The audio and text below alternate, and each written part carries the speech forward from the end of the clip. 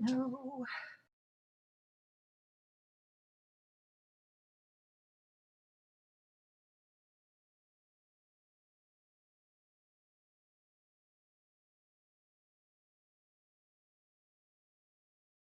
Which I don't think is an issue too much. I mean, it was, but I have other issues that were more important. And I remember this was 4 or 5 years ago. I was trying to figure out, why am I getting bit by ticks all the time? Like Jeff doesn't, like other, I mean, we're here and there are deer in my yard every day and stuff, but anyway, so I ended up finding this cystis tea that I think Dr. Klinghardt, I don't know if you've seen him, he's talked for many years about like cavitations in the teeth, and he's big Lyme expert. I'm not sure I totally agree with everything everybody says about Lyme at this point, but not that I know, but and he uses a cystis tincture, but there's a thing called cystis tea. It's really made from rock rose, which I actually have growing out here, but there's a certain genus, I guess it comes from Greece. And I ended up buying the tea, and they say if you drink it, it won't, he uses it to actually clear the biofilm in the mouth and in the digestive tract.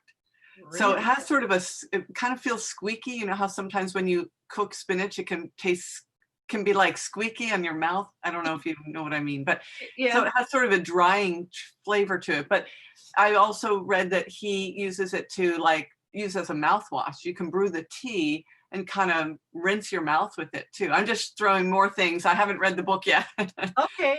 But in addition to that, I have found that that's really helpful. It's also very antibacterial, antiviral, and anti-pathogenic in all forms. So if did you find that it worked for you? I did. I felt like I was having sort of it first of all, kept ticks from me, which was interesting. And they say to brew the tea like 3 times and drink all of it. And I wasn't even doing that, but I felt like I was struggling with sort of a flare up at the time of my Epstein-Barr virus, because I had some dental work done and I got really, really sick for like 6 months. And it started to kind of kick that out for me. I was using Tulsi as well, but in a tincture form, holy basil, but I was drinking that as a tea, not even every day, but I started using it in my mouth as well. So it was. How do you spell that? How do you spell the name of the tea? C-I-S-T-U-S. Cystis, and there's 2 versions, Cystis incanus, I think it is. So it's hard to find it. Incanus, I think is the genus for it. So there's a different type of cystis as well. Anyway, you can look it up and see what you think. It felt good. Oh, so I just pulled it up and they're showing the tincture. So finding the tea is a little harder, and it is kind of costly. But you can read about the health benefits of it. So maybe it's getting more common to find. It was a little hard to find just a few years ago, and yeah. So when you muscle test yourself for it now, does it show that you need it still? I don't know if I need it, but I test strong. I mean, for it. Strong, I should yeah. say. Yeah. So antioxidant, antioxidant. So for free radicals and inflammation, it seems, support the immune system, antibiotic properties. Oh, cool. Polyphenols. Yeah, so it's got a ton of stuff in it. I don't love the taste of it, so otherwise I would just drink it like a beverage, you know, that you enjoy during the day. I mostly just drink water, because it's sort of a strong flavor. So, is it better for you to drink the tea, or is it okay to just do the tincture? Or yeah, I don't know. I never tried the tincture. I think it's pretty costly. It's like $88 for that. $80, yeah, something. Yeah. And so I bought the tea from the same, I think that's BioPure maybe. I bought the tea from them. I found it on Etsy one time a few years ago, and somebody in England sent me some, so I wasn't sure it didn't get irradiated or whatever, but they have a can of it, and it still was like, you know, expensive for tea. You know, it was like $25, something like that, I think, when I bought, maybe even more. Anyway, so if I have any extra, I'll send you a sample. Is it also anti-parasitic? I think it is anti-parasitic. I can't remember now because I don't retain that stuff very well once I'm out of the active need for it. But Is it anti-parasitic? I don't see Marlene? it says, I don't see where it says that. Okay. I see antioxidant, Yeah. immune and skin health and gastric, without gastric irritation. Okay, so yeah, so supports the body's own natural effects on the gastric mucosal lining to disrupt gastrointestinal biofilm regarding potentially harmful substances without significant adverse effects on the healthful biofilm. So that could be for the digestive program too, right there, right? Yeah, and they say it has antifungal. I see. They're not saying parasites, so I think I said parasites, but so I don't know if it does do like actual parasites or not, Carrie. But Yeah. Antifungal, antibiotic, and antiviral. But the main thing that seemed different at the time when I was reading about it was that it was breaking down the biofilm, which became, just whatever, 5 years ago, more of a topic in the digestion, but also in the mouth, right? So that's what they say creates plaque and, gum disease and whatever the inflammation that starts to go in the mouth. So they talk about using that. So I haven't been off of it lately and I should do it, but sort of using it. So I was sort of brewing up just sort of a strong cup and then using it to rinse my mouth out a couple times a day, or after I brush my teeth or something, use that as like a swish. Do it for a few minutes and then spit it out kind of thing. Oh, nice. Yeah. Interesting. Okay. Yeah. Thanks for letting me know about that. Because I'm going to be doing, some major work. They're going to be taking out 3 root canals and some crowns and all that stuff. So yeah, I'm sure we're going to schedule that, whatever it's going to be. So I'm putting out that I need the money to pay for this because it's not covered by dental insurance. No. Supposedly he had his license taken away. The board of whatever dental, in the state took his license away because he was removing perfectly healthy teeth. Oh. With I guess, I don't know if it was root canals or crowns or whatever, but he got it back. He fought them and won. Right. And, to prove that they actually aren't really, they're dead. Well, the root canal, the tooth is dead. They're not removing perfectly healthy teeth because they actually aren't alive. No. Right. So that's probably what he proved to them. Like, look, they killed everything. There's nothing here, but now a pocket of growing in bacteria, right? Or whatever it is in there. Causing cavitations, which is the infection of the bone then. Yeah. And who knows what and where it's going. And then the thing is they took out the lymph system. They took out the lymph so that the lymph cannot send healthful whatever cells or who knows what to fight the infection anymore. Yeah. But that's the messed up part, is that there's nothing going in to help fight it. There's nothing. Yeah. They removed it all. Yeah. I didn't know that. And then it says in that book that none of them are required, because really what's going on is they could have just removed or took it out. Maybe I think they said like the top of the tooth or something, or just a part of it or whatever. They could have done something instead of doing that whole root canal, which kind of makes me mad, Yeah. So I didn't know I had an option when I went to the dentist to have these. I didn't know I had an option. Well, they don't give any options. Yeah. No. Such a dental nightmare. Yeah. Most of my health issues have come from all the dental work I've had done, probably. Oh, goodness. Because it was started when I was so young. They put caps on all my teeth when I was 4. Like, who does that to a 4-year-old? And like, why? Anyway, supposedly I was born without enough enamel on my teeth. That's the story anyway. Yeah. But then I had all the teeth were filled with major restorations by the time I was like 23, and I started having a lot of health problems then. Oh. But I didn't know it was that. And you can't just get them all out then, because when I get them out, then things go screwy. I still actually have 1 amalgam in there. But, and even that I have 2 root canals, but that was also a nightmare when they did that. But I looked for a long time for people who could do an alternative to root canals without removing the tooth, right? So, because the thing is, the alternative method is to remove the root canal, but it's also hard to go without teeth, as we discussed, I think, Marlene, Yeah. Right.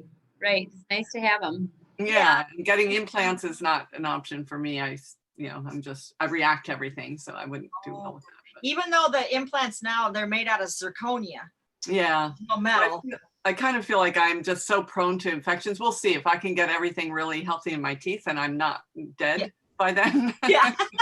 Well, if they can choose the material that's bioidentical to your body, Right, right. or are compatible, then, but I'm the same. I mean, my cat, I just lost a cat, another filling. My fillings always kick out when I had a plate in my arm, the screws come out. Like, my body will not accept anything. So I'm just in this, that kind of a thing. I'm like, I don't dare get an implant, because even though I would look for a dentist that could hopefully match me to the right material, but I wouldn't just go to any old dentist who does an implant, because I would not count on that working out. No. I just don't have good luck. And I know Fortunately, that, overall, I have not had bad teeth, but especially after like a pregnancy, then they will kind of take a hit, you know. and I know that actually my dentist who I've been to recently is a biological dentist, and he kind of gets my situation, how tricky my body is. Like, if you do something, touch it a little bit, it goes, "Rah!" But he's the one who told me last year something that Dr. Klinghardt, who was like a big leader in talking about root canals and dental cavitations and stuff like that, that he had teeth removed, but now he was having implants put in because they've discovered that you can use your own body's stem cells to regrow the bone in your mouth where your root canals, where they want to put the implants in, because I feel like it would be hard for me to generate enough healthy bone. I mean, that's a belief system, but yeah. Well, let's talk about that real quick, because actually that can be one of the easiest things to heal. And so I started doing this on myself since my appointment last couple weeks ago. And because that's what I want to do now. If I have to have implants, or if I have to, whatever, if they have to take these things out, I don't know where they all are, but I got 11 crowns. So I'm going to be doing something, I know. So that's what I was doing, is looking at the jaw, where the gums or wherever. Bone is one of the easiest things. So if you can see like two tree roots, like two trees like laying on their side, and here's the roots, then you just see the roots growing together, and then the bone growing together like that, and just see it coming, filling in all the pockets, all the holes, just getting that tight grip. The roots are just tightly grasping on, now filling up all the different areas and holes and pockets, anything that would be brittle or weak. And what about the idea, what could we do with something like a root canal in order to make sure that it's not infected, even though everybody says it is, and heal the bone while you still have it, right? Like, in case there's a way to save it, or to save the teeth under the crowns, right? Like, can we strengthen those teeth as well, so that whenever they open up and take the crown off, you still have something viable there that they don't have to remove? That would be the first choice, right? I've not put a program together for teeth. I have not learned of the protocol for teeth, but I have learned in that book what each tooth represents.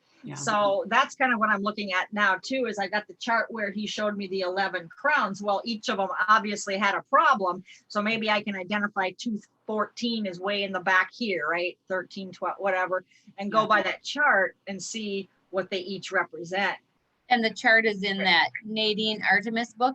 No, it's in this one with the Wendy Jensen, the Healing Questions Guide.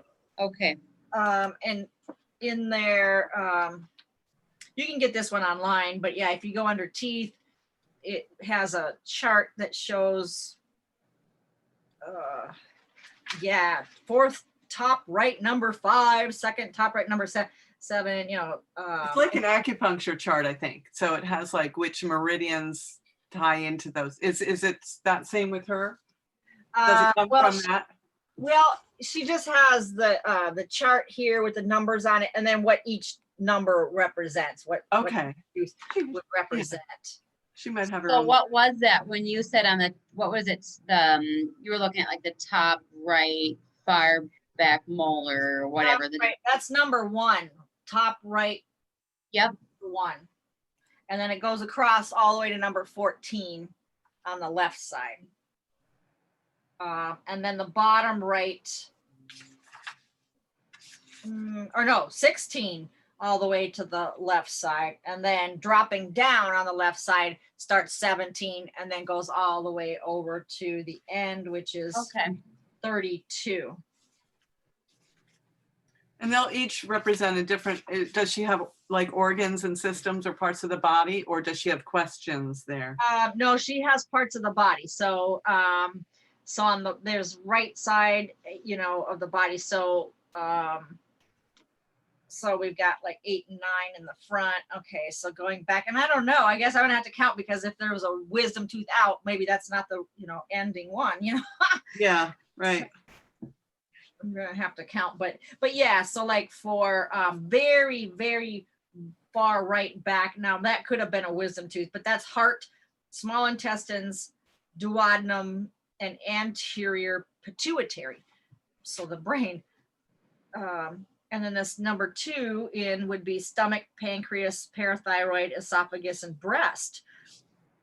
And you know something, I had a breast cancer client that had, you know, breast treatment on one side, and it was, we looked at tooth number 2 and it said breast, and I didn't know I was hitting on something, but but when I said, you know, let's look at that, I'm getting breast, right? That's the one I got for her out of all of those 5 to look at. I'm like, okay, look at breast, and I did, and I really unraveled something there. It was a big deal, right? So I guess if I took all the teeth that I had the issues with and see where it was, and then it's, you know, kidneys, bladder, uterus, prostate, whatever. There's a whole, maybe A lot.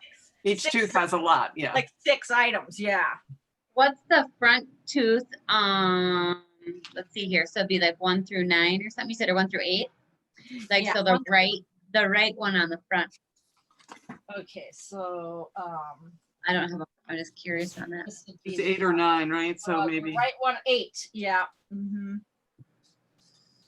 8 on the right, then 9 on the left, and then Kidney, bladder, uterus, prostate, rectum, anus, pineal. yeah. Right? Oh, yeah. Yeah. Uterus, prostate, rectum, Both anus. front, no, Same. yeah, no. Both of them. Yeah, it looks like both front teeth are the same. Oh, okay. Kidneys, bladder, uterus, prostate, rectum, anus, and pineal. Looks like they each have like a, well, at least, I don't know. Some of them have the pineal and some and pituitary associated, but yeah, so it's interesting. But maybe you could even find this online too somewhere. Tooth. It says Tooth tooth chart, yeah. Look up like tooth organic chart. acupuncture tooth chart or something. I think it comes from Chinese medicine. Maybe so. Yeah. That part looks like it. She does have questions and comments then too. But I just got my Wendy Jensen book. So, Oh, okay. Yeah. sorry. Yeah. No, that's fine. Chiming in. Yeah. So this is could be good on that. And like I said, I haven't put together a program, but it seems like I'm doing it. Yeah. I know, for yourself, right? But I would think teeth is a big topic. I've noticed in other people doing things, right? So Yeah. I think everybody has things around teeth. Yeah, this could really be a popular program, because you feel so helpless and powerless. You go there and you're like, I don't have a clue what I could do to make this better. I don't know. You know, what can I do? I brush my teeth and floss. What can I do? You know, but obviously then the holistic dental care book that she wrote too, there, you know, saying to use the oils and then the rinsing, you know, swishing, and then dipping your dental floss in the oils, whichever oil you're using before you floss, to get it into the gums. I thought that was interesting to do that. I do use the Young Living products. I have a friend, we start a cost share. So in exchange for like shipping, whatever, I get free product or whatever else. Anyway, Nice. so I do use their dental floss. I like that. Their thieves. With the thieves. Yep. I got that too. I Yeah. mean, Yeah. And it seems to slide in there right too. So for some reason, yeah. I've got some teeth that you get the wrong floss. It just, Yeah, it won't work. Yeah. It spreads, that's and the- then it's stuck in there, and now you got a string hanging out going, oh my. And you're like, how am I gonna get this thing out of here? It's Yeah. it's like terrifying, right? You can't kind of leave it alone. You I gotta know. get that. You can't leave it alone. no. Yeah. Well, I think there's a lot there, and we had worked on that bone thing, and I was doing kind of a sending, healing energy, seeing the bones kind of regrowing down here, and for me, it's a couple places in particular that are just active right now. All of the bones in the mouth could be healthy. Yeah, because classically they say you have to take out the root canals, right? But I'm trying to say, can we keep them? Like I want to believe that there's a way to heal those infections in there, But we'll see. I don't know what you'll find out, but I'm still kind of believing anything's possible, right? So I am too. So yeah, after I get the cleaning on Monday, then they're going to go through the rest of the stuff. I was running out of time that one day, so I only got a little bit of it. So I'm going to get the rest of the detail of what it's, they recommend. And then, yeah, I already started to see my gum, my jaws, or the bone heal up. Cause I got the image that shows what's in there, and I don't know, but he said there's an abscess somewhere. So I guess it is one of the root canals that has an abscess. So, well, they can go into the bottom of that abscess and lance it. I mean, if it's that really is that bad, there's a procedure aside from taking the tooth out where they can kind of, I forget, because I talked to a few people about something at one point. I ended up having a tooth extracted that was just a mess for so long, but there's some process where it sounds horrible, where they go in and they cut, but they cut at the tip of the root and then they kind of expose, I think, the infection. Now, given that you have tools, you may be able to do something else or do that and have it be a successful process, But now that I know that that's a dead tooth and they put a dead crown made out of metal on it with cement, now I'm thinking, I don't even want it there at all. I just want it out of there. I want them digging it all out. I want them cleaning it all up, and we'll start over. Okay. Yeah. So if they were able to do that in the first place, they can put a new one on. I can just have it replaced or have a new one or have something upgraded. Because that was the weekend that Princess Diana was killed. That I had this root canal. I remember that because I was in pain. And I went on an airplane, and we were actually going to the East Coast anyway that weekend. I didn't know anything was happening. I was on the East Coast, heard about it on TV, and then that's the husband that likes to travel and do things. So anyway, we're in a car, we're in Maine. Oh, we had to go to Maine because he just wants to say he's been to the tip of it. Okay, whatever. I'd rather be in other places on the East Coast and seeing stuff, but whatever. So we're in Maine, and he goes, okay, let's go to the British consulate in DC. Yeah, let's go. We were there within I don't know how many hours, whatever it took to drive there. And there was all these people throwing roses and flowers on the lawn at the British consulate. It was really a touching scene, to be part of that. But I remember I was in so much pain because that guy, I think he was new or something, but he had to redo. Oh God, that didn't go right. And I'm like, what? It was horrible to begin with. So I can still think that I probably got a botched job going, and that cannot be good. I just want to start over. And that's how this tooth had been. It was a crown. It was a crown on top of a post and core and a root canal. It was like a mess of a tooth that was probably cracked, and I don't even know. And then they put a metal crown, porcelain to metal crown on it. And I was trying to save it. And it's like, oh my God, just take that out. The tooth itself is all broken. But that's why now I feel like I get these headaches in here, because I feel like in the sinus, I feel like it has all that crap in there still, basically.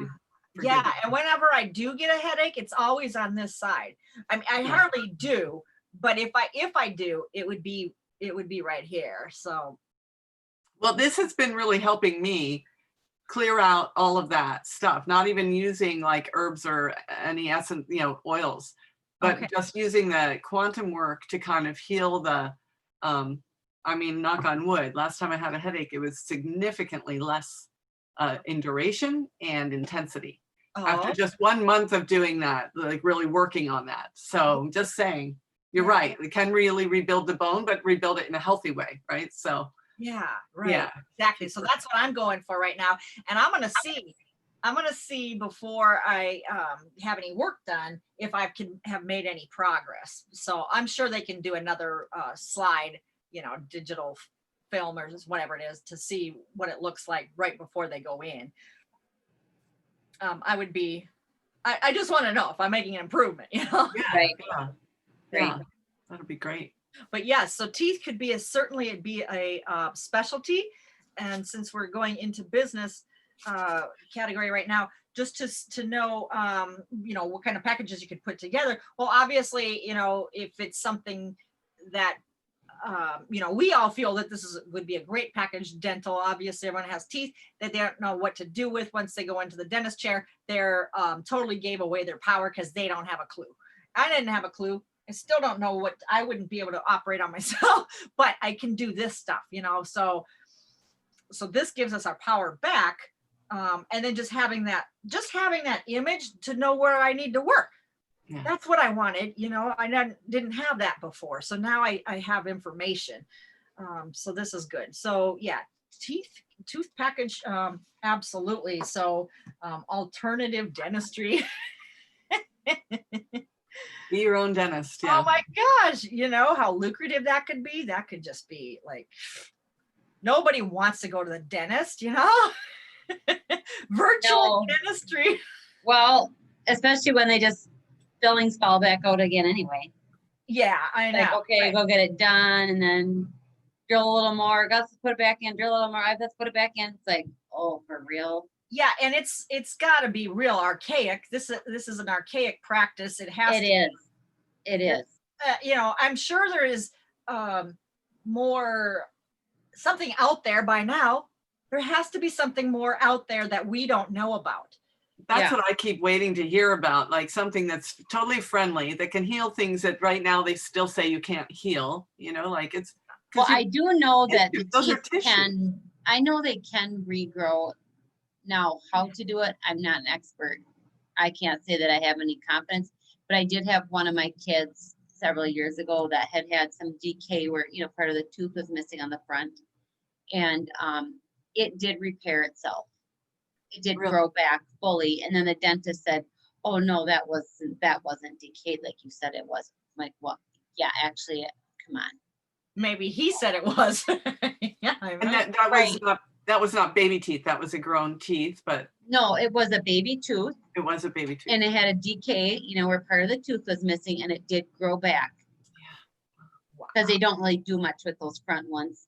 Yeah. If they're, you know, decay, because they're going to fall out anyway, and the fillings don't stay. So that's why we didn't put anything in, but it did grow back. And then she's like, "Oh no, I don't. No, that wasn't really ever decayed like that." I'm like, "Okay, well, whatever." Yeah, right. Because Amazing. it's impossible, right? They think it's impossible. Yeah. And that's who you're putting that's who you're putting your health in their hands, of someone who doesn't think there's a cure. Yeah. It's impossible. Yeah. Which I knew, balancing the pH, because he would do a little bit of vinegar and honey tea. We called it more in the evening, a cup at least a day. And then probably the cod liver oil. So I think those were the two things that made the biggest difference for him. Oh.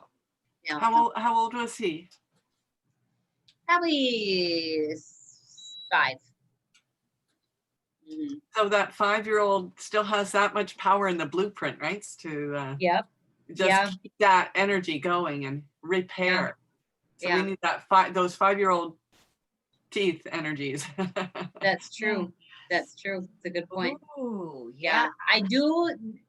And then like one of my son, when he was 16, 17, somewhere in there, he came home and they said he had 12 cavities. And I was like, oh my gosh.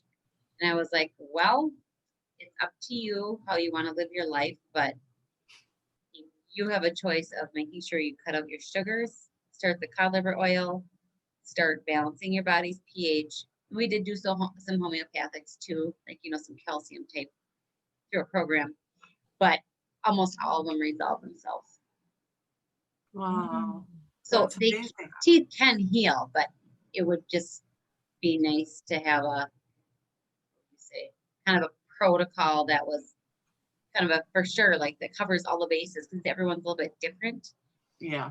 But I do believe that this stuff can help, because while I haven't done the quantum, you know, with the energy, my sister, I was asking about the front tooth. So anyway, hers had been damaged long ago, fallen out. Well, then they tried to, I don't know all the details. She never actually shared them all, but they tried to do a bone graft. It didn't take.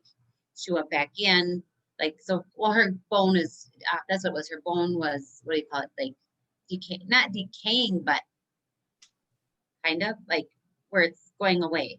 Yeah, So then she had developed, receding or yeah, like, yeah, so there's a hole in there. yeah. So I did one session for her where I felt it was good. And I said, okay, when you go in, that man's going to tell you that he's amazed at the progress, that he can't believe that this is happening. Well, she never said anything. And then I kind of forgot and then asked her, well, I was like, well, whatever happened with that? She forgot my conversation with her or something. She's like, oh yeah, he said it was just amazing. He couldn't believe the growth that I had back in there. It must have been the, programs I was taking. Yeah, something else. I'm like, okay, yeah, probably was, because if she repeated to me, he said the words that I said he was going to say to her, but she didn't remember it. And, she never came back to ask for more or anything, but I'm like, okay, yeah. I want whatever you got there. Yeah. But yeah, it was like, well, I don't know. What do you do? But anyway, it is interesting. And I do know that, yes, that this stuff does help, or, You can regrow. Yeah. And so yeah, what then happens is once they start doing anything to the teeth, of course, that just makes it harder for the teeth to do their natural. yeah. I mean, once your roots are gone, it's a little hard to start regrowing something, right. But I'm determined to do it anyway. Okay. Well, we'll give it to you too. We'll get those roots regrowing. Get those teeth viable, just whatever's under those crowns. I have crowns too that, you want to make sure that they're hanging in there. Yeah. If possible. Yeah. So talking about that, so that's a package all in itself.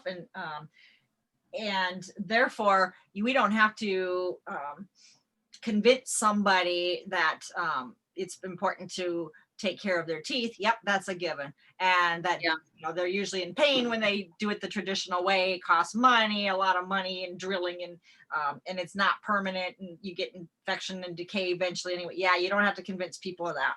They get that. They don't want to go. They don't want to do it. I think that would be a great come on, like, get your teeth prepared for your next cleaning, or, that could even be just like an intro offer,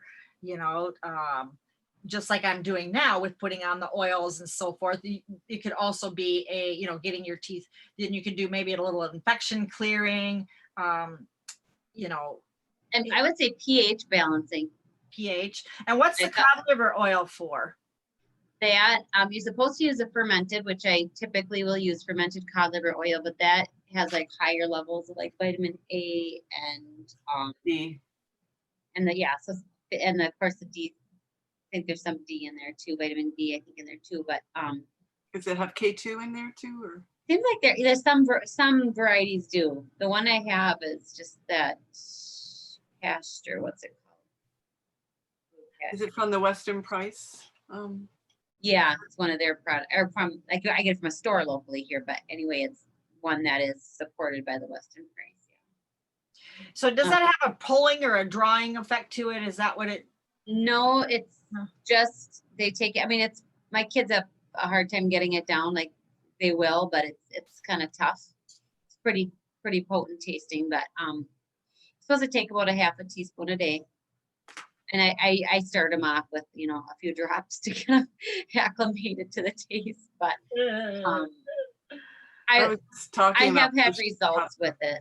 Yeah. I was just talking to my husband about cod liver oil today. Somehow I saw some brand yesterday. I don't even know why I looked at it, but anyway, I don't take it, but I keep thinking I should. But reduced inflammation. So certainly that has to be good for the teeth, because you're in a constant state of inflammation. If you have any crowns, because he told me that the crowns, and then he said they're all different metals. So you know what that means is you've got like talking to, a certain electrical current going on in your mouth at all times. It's like a radio, like too much frequency going on. I definitely have felt that. So there has to be inflammation going, a low grade, but just a low grade, constant low grade.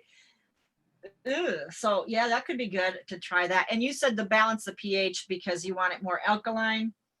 I would imagine. Yeah, I feel like that it's a big difference. Okay. Or I feel like it makes a big difference. There's a lot in there about, I don't know if you've done this, Carrie, but they talk about taping your mouth shut when you sleep. I've seen that. I haven't used it. Yeah. So when the mouth is open, mouth breathing creates more acidic environment, right? Yeah. So you want a closed So mouth. I haven't, like I myself am not a mouth breather. And when I've observed my kids, most of them have not been. I mean, I can't remember if there's anybody right now that is. I haven't tried it, but I have heard about that. Wow. Anyway. Okay, so that's so how do what do you use to balance pH? Well, I've used just the vinegar and honey tea, you know. So apple cider vinegar? Yeah. Oh, okay. Oh, okay. With the mother, of course. Yeah. But what homeopathics do you use? Do you tailor it to individuals, or do you do sort of a general protocol for teeth in general? Well, ideally tailored to the individuals, but I have one for my family that's a general. It's general for my family, but it includes like the calc carb, which is a calcium and magnesium carb, mag carb, and there's one in there for. Do you use silica? Kind of like an infection, you know, that kind of a thing that could cost. Okay. Yeah, but yeah, I have used that a lot. So maybe even having a simple homeopathic consultation with somebody and just getting that initial, what would be good for me for this or for that, and just having your own standby toolkit, I suppose, for each individual. And that could even be something that you can include in your packages too, is just by the things that you know already work, you know, so having a homeopathic remedy for whatever it is that you're working on with them. And even if it's like the digestion package, then having a remedy. And it could even be, yeah, this is a great one for digestion, but are there a few of them, oh, like this is the best one for this person, you know, so it could be just customized, you know, your own package. So then you've got the homeopathic remedy, maybe you have essential oils that are great for this and that, and then maybe you have like a flower essences. I'm kind of just starting to get into those myself. Yeah, those are really nice. They're really nice. Yeah, so maybe you have and then like how many should they do, how many drops of this and how often, you know, that kind of stuff, because people would like to follow a recipe if they knew what it would be, a protocol for them. Do you find that people like to have you give them suggestions for? Yes. Because we're in my area again, back to where we're accustomed to where we are. People are like, don't even tell me about another thing. I'm not going to listen. I'm not interested. I already got 1,000,001 things going on. I'm not doing it. You know, so they're more like, yeah, if you can fix it, that's fine. But I don't want to hear about taking this and taking this and taking this, you know, so that's the feedback I would get, you know. If that's the way that person prefers it, then you don't give them any information. Right.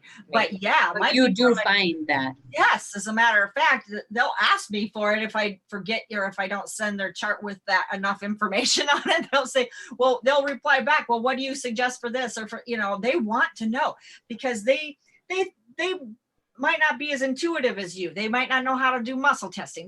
They don't know how to ask their body questions, but they want to know they want their answers. And so that's why people go to a psychic, because they give them information about themselves that they're not able to, or don't think that, or, you know how to tap into themselves. So they are so inquisitive about getting information about themselves, just real thirsty about it. Well, you know, anybody is, I like getting information from a psychic too, because they're going to pick up on things that maybe I hadn't consciously brought up yet or whatever. So I was like, yeah, but everything they say, it sounds like that's exactly, I know. Yep. You're hitting on it. I get it. Yep. So maybe, you know, intuitively I'm getting it, but a lot of people, they just want to know, tell me what to do. And that's great. I can go with that, you know. And I hit more resistance. Like it's just become kind of, I'd say amongst, you know, people, not just me to others, but people. It's just kind of a unspoken rule. Like, don't be offering advice and don't be saying what works for you, because nobody's interested in hearing about it. because people, they're just like, no, I actually am doing my own thing. Thank you very much. I'm not really interested in hearing about this thing and that thing. Well, But they're afraid of being that's- sold something, you know. What's that? They're just afraid of being sold something. They bought their they probably think that is like a direct marketing, you know, what do you call it? You know, Oh, pyramid or something. yeah, a scheme Yeah. or something that they're Yeah. like, no, I don't want to get involved with that. I've already, you know, gotten Yeah. burned on something, right? And there's also just a personality, like, okay, when we talk about groupthink virus. Yeah. There are some of those kinds of things that are in play, of course, in different groups everywhere that have these different things. And then also the one that we talked about towards the beginning already last week, probably, the belief system that I can't be healed. Yeah.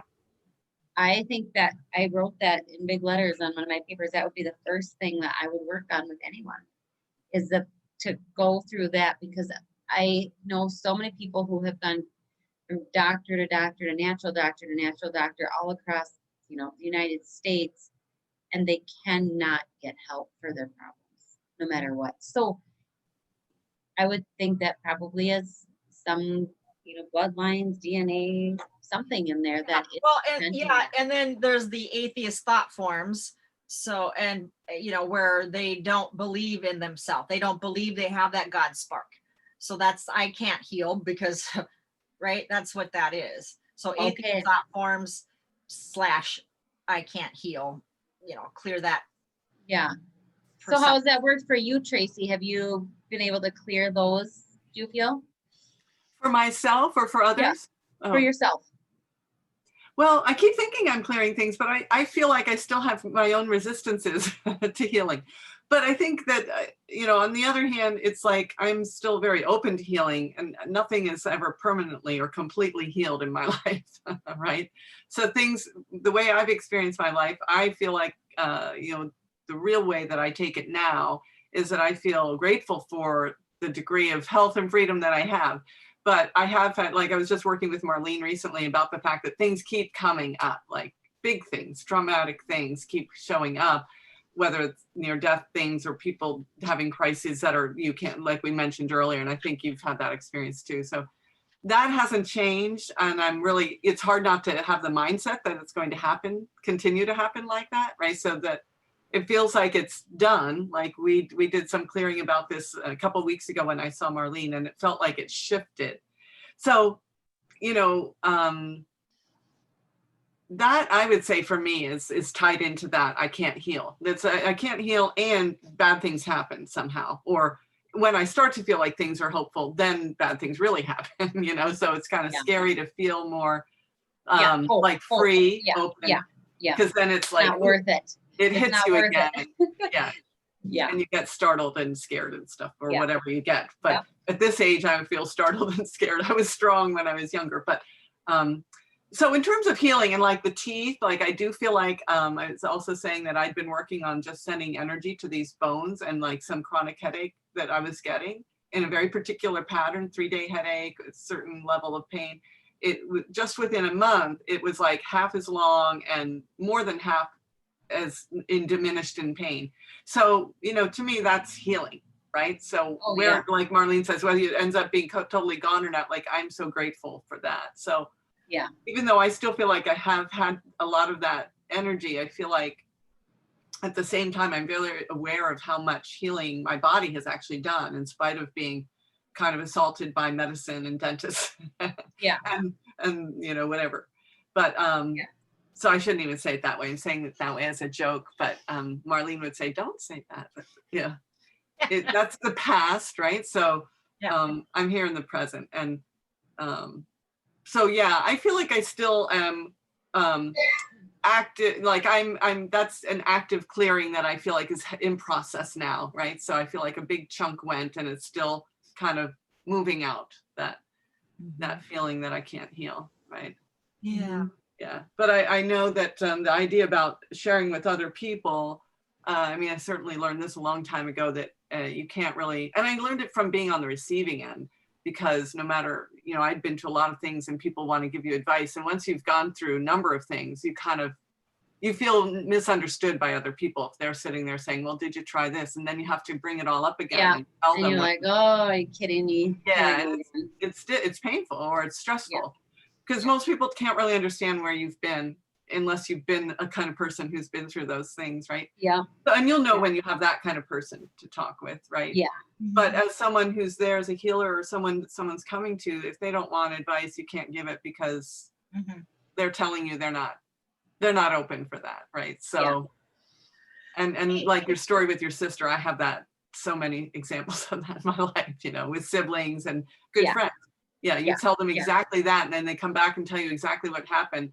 And you want to say, you know, you don't want to look like you're saying, I told you so, but you just want to let them know, remember, we talked about that, and they don't remember it, you know. No, they don't remember it at all.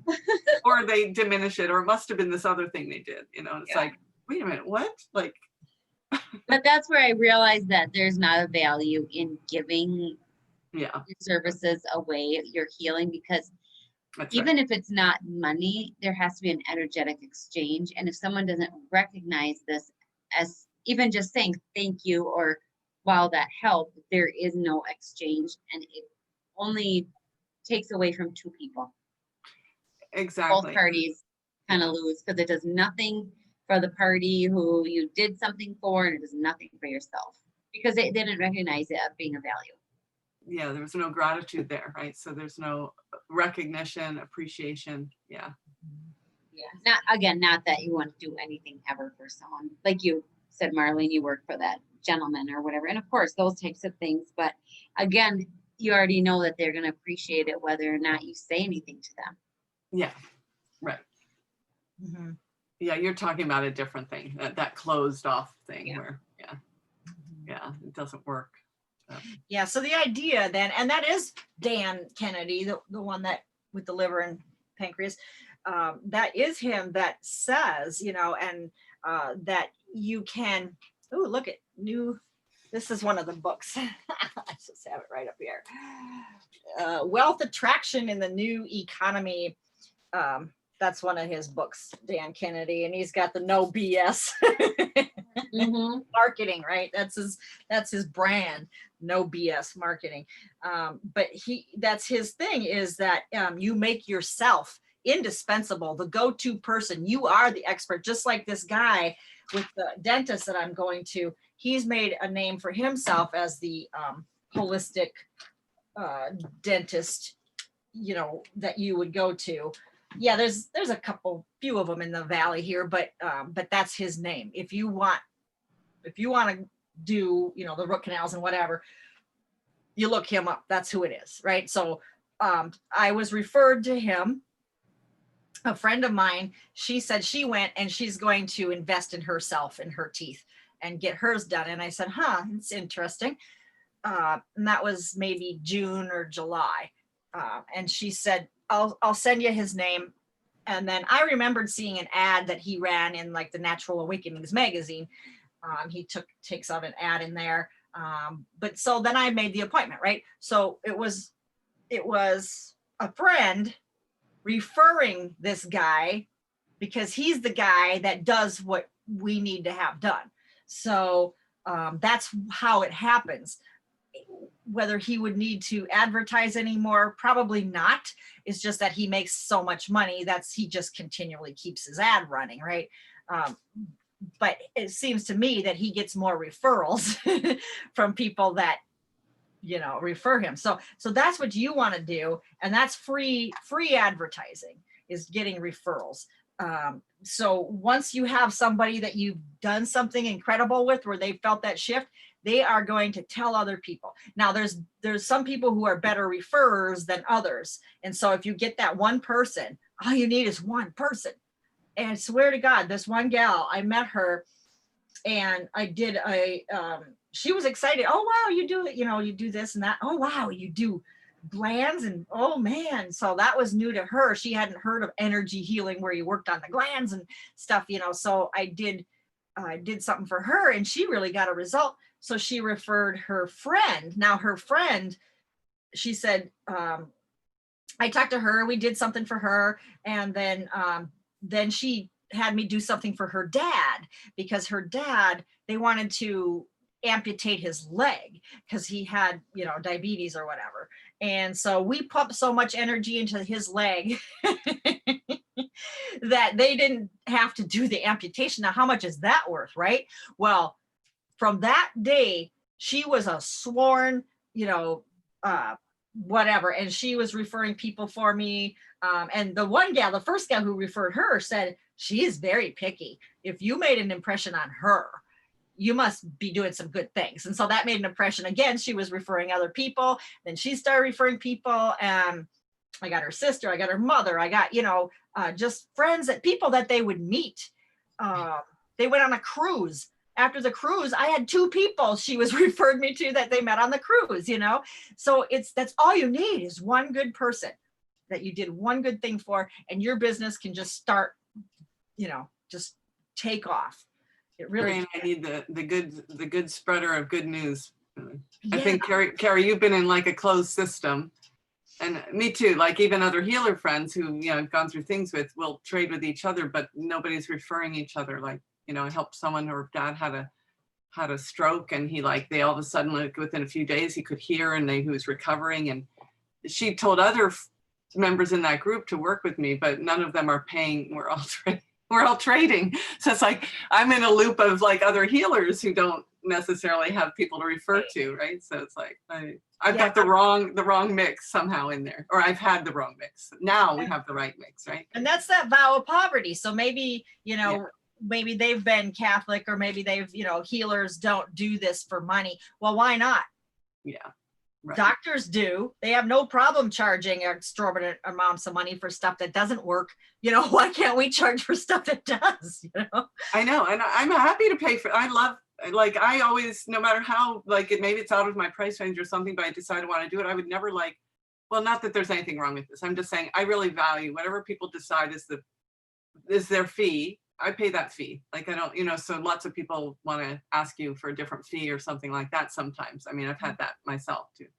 Yeah. But I just feel like it's so, I like giving people what they need to do what they do. And then I get to feel like I get to receive it fully. And I don't know, I feel good that I'm compensating them in a way that works for them too, right? Like I, the receiver, feel good paying them for that, right? Yeah. But some people don't have that. Some people have that, I don't want to pay you because can't afford it, but please give it to me anyway, right? Yeah, I'm not that. I could never ask for that. Are you kidding me? Like, give it to me free. What?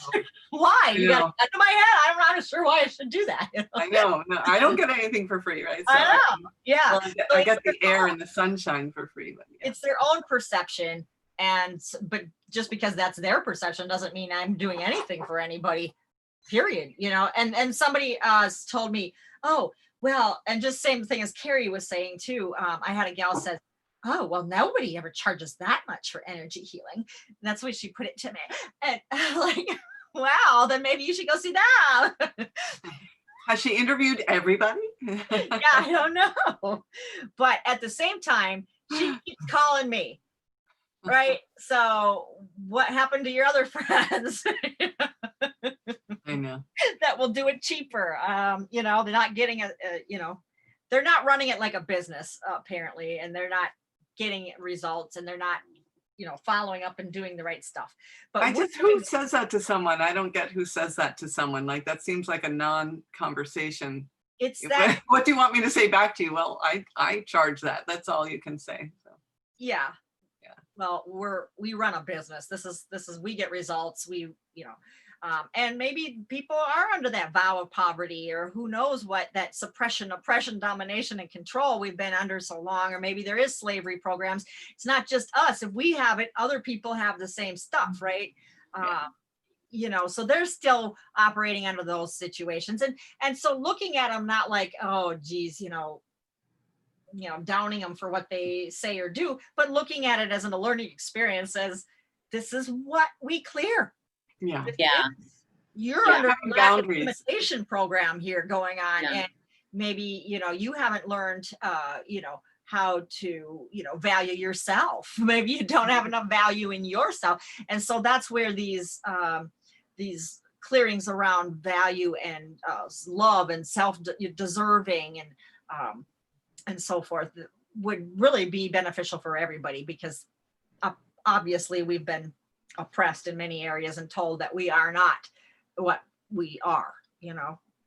We've So been I feel like it brings up the topic of boundaries too, like when people give you that vibe, you know, they're kind of hoping that you'll, you know, they can get inside that boundary of yours, right? So you've said, this is my fee, and they want to challenge it. So, Well, and then there's culture involved there in different people, different areas. To an extent, around here, you know, farming community, that's just sort of, it's just part of the whole thing. Is kind of like, my friends were over last evening and they were like, yeah, you know, I went over to so-and-so's farmhouse, and I said, well, what do you got around here? You know, I was looking for some, you know, kind of old stuff, and oh, I don't know, go look out there and see what you think. And then, was it for sale? Well, I don't know. You know, what do you want to pay for it? What are you charging? I don't know. What do you want to pay? Well, somewhere between 100 and 1,000. That sound, you know, well, let's have coffee. Let's talk about it. And then about once an hour, well, what are you thinking? Oh, I don't know, you know, but it's just kind of, that's the culture. Like, somewhere between $100 and $1,000 is a really big difference. I'll take 1,000, thank you. And then he's like, at the end of it, well, yeah, I bought a few pieces. And then they said, well, there's more out there. Well, it's too cold. Let's come back next spring, you know. So it's just kind of, you know, some people, they start high. They start high because they're like, well, that's part of the fun of it, is to sit back and spend 3 hours over coffee discussing, you know, where you're going to get to. That's just part of the fun, you know. So, or yeah, I don't know. Social structure, yeah. Yeah. I'm so terrible at that. I am so our local appliance store. I know him. I've known him for years and years, and they'll say, "Oh, okay," you know, and I'll be like, "Well, what is that? What's the cost on that?" You know, there might be a sticker on it, there might not. You don't know if the sticker means that's the price. I mean, I don't know, it says it, but is that really the price? Oh, I don't know. Let's see. Maybe today, you know, I can take some off that today. You know, okay. You're like, oh, okay. You know, it's just so. It's not, you know, not everybody's angry or like demanding. There's some people, it's just like, oh, you went. Okay. You muted yourself. You muted yourself. I think you hit the button. oh, okay. Yeah, I said that for some people, it's just, that's kind of how they roll. It's just kind of what they're used to, or, you know. Cultural. Yeah. Cultural. So that's the clan energy too, right? So that's how you do things in this culture. Yeah. So my husband sells used books, so he also sells other used items. When he had a store, now he's kind of winding it all down, and people would always come in no matter what it was and just want to give you something other than what he asked for it, but price wise, right? So he wasn't good with that, because he didn't really do this, like, he wasn't born into that kind of thinking, but he found it very irritating. But but some people, they just expect it to be like that, right? And certainly other cultures are like that, but it was priced accordingly on the sticker. But I think with services like healing or you know, dental or medical, you don't go in and say, well, let's see. I mean, maybe they do in the farming community, but I bet the doctors take a certain fee. Yeah. And not. Yeah. Exactly. Right. And And we don't even know what they charge. They won't even tell us what it's going to cost until you get the bill. That's right. But yeah, people don't seem to, you know, squabble with them much, but yeah. And then, okay, so I just opened this book. I like reading books like this because I just open up to the chapters that are most relevant. Think value, not time. Yes. Think value, not time. So this is a big. People in prison do time. No. If you're reading this book while actually behind bars, you don't want to indulge in the same kind of thinking.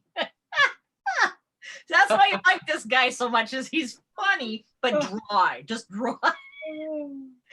Okay, so ideas for increasing your personal value, expertise, what you know. Okay, so that you've got this, right? You're getting your knowledge here, right? So expert status, what you are known to know. Okay, so how do you increase your value, personal value, or your business value? Well, what you are known to know. So you're the expert in what. So becoming the expert in, so this has to be a area, right? So yeah, in energy healing. Well, yeah, but what does that mean?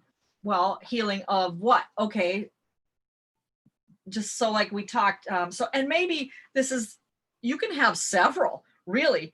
If you do this right, you could be the expert in digestion to the people who you worked with, and they talk to other people, your digestion, blah, blah, blah, because you have a really good package for it. So the people that refer you are going to be referring you because of digestion. So you're going to get those people coming in. But maybe you work with somebody around just whatever else, the thyroid. Well, now you have helped them so much, they see you as the expert. Now they're going to refer you and other people thyroid wise, right? So you'll get more people around that.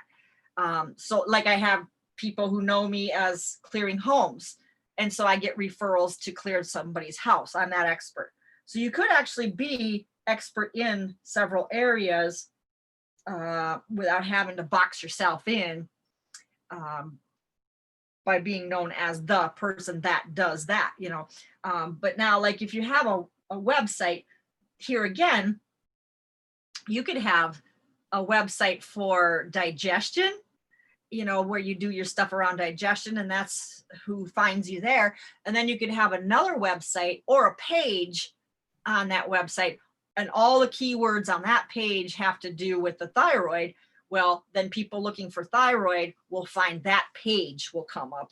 And so that explains your expertise in doing the thyroid. So you could do it online, having people finding you for the different things that you are expertise in. But if you know, the one person that does, just like the dentist, holistic dentistry, he doesn't do anything else. He doesn't do the thyroid. He doesn't do anything else. So why would I drive past, you know, 50 other dentist office just to get to his place? Because nobody else is the expert in what he does. So that's why they would not check out any of the other energy healers. They would go directly to you because they know that's what you are, the expertise. Okay, skill, so that's what you do. You obviously have the skill. Productivity, so what you get done, that increases your value too. So how you work, how you put together your schedule, you know, how you follow up with people. So productivity, grouping things in groups of time. So you put a chunk on your calendar, maybe in the morning because you have more energy or whatever in the morning or something, a 2-hour chunk, and you're going to do just that. Then you have another hour chunk and you're going to do just that. And then I had this, I'm not sure if this is it. I think this is it. I had I guess it was time management kind of course.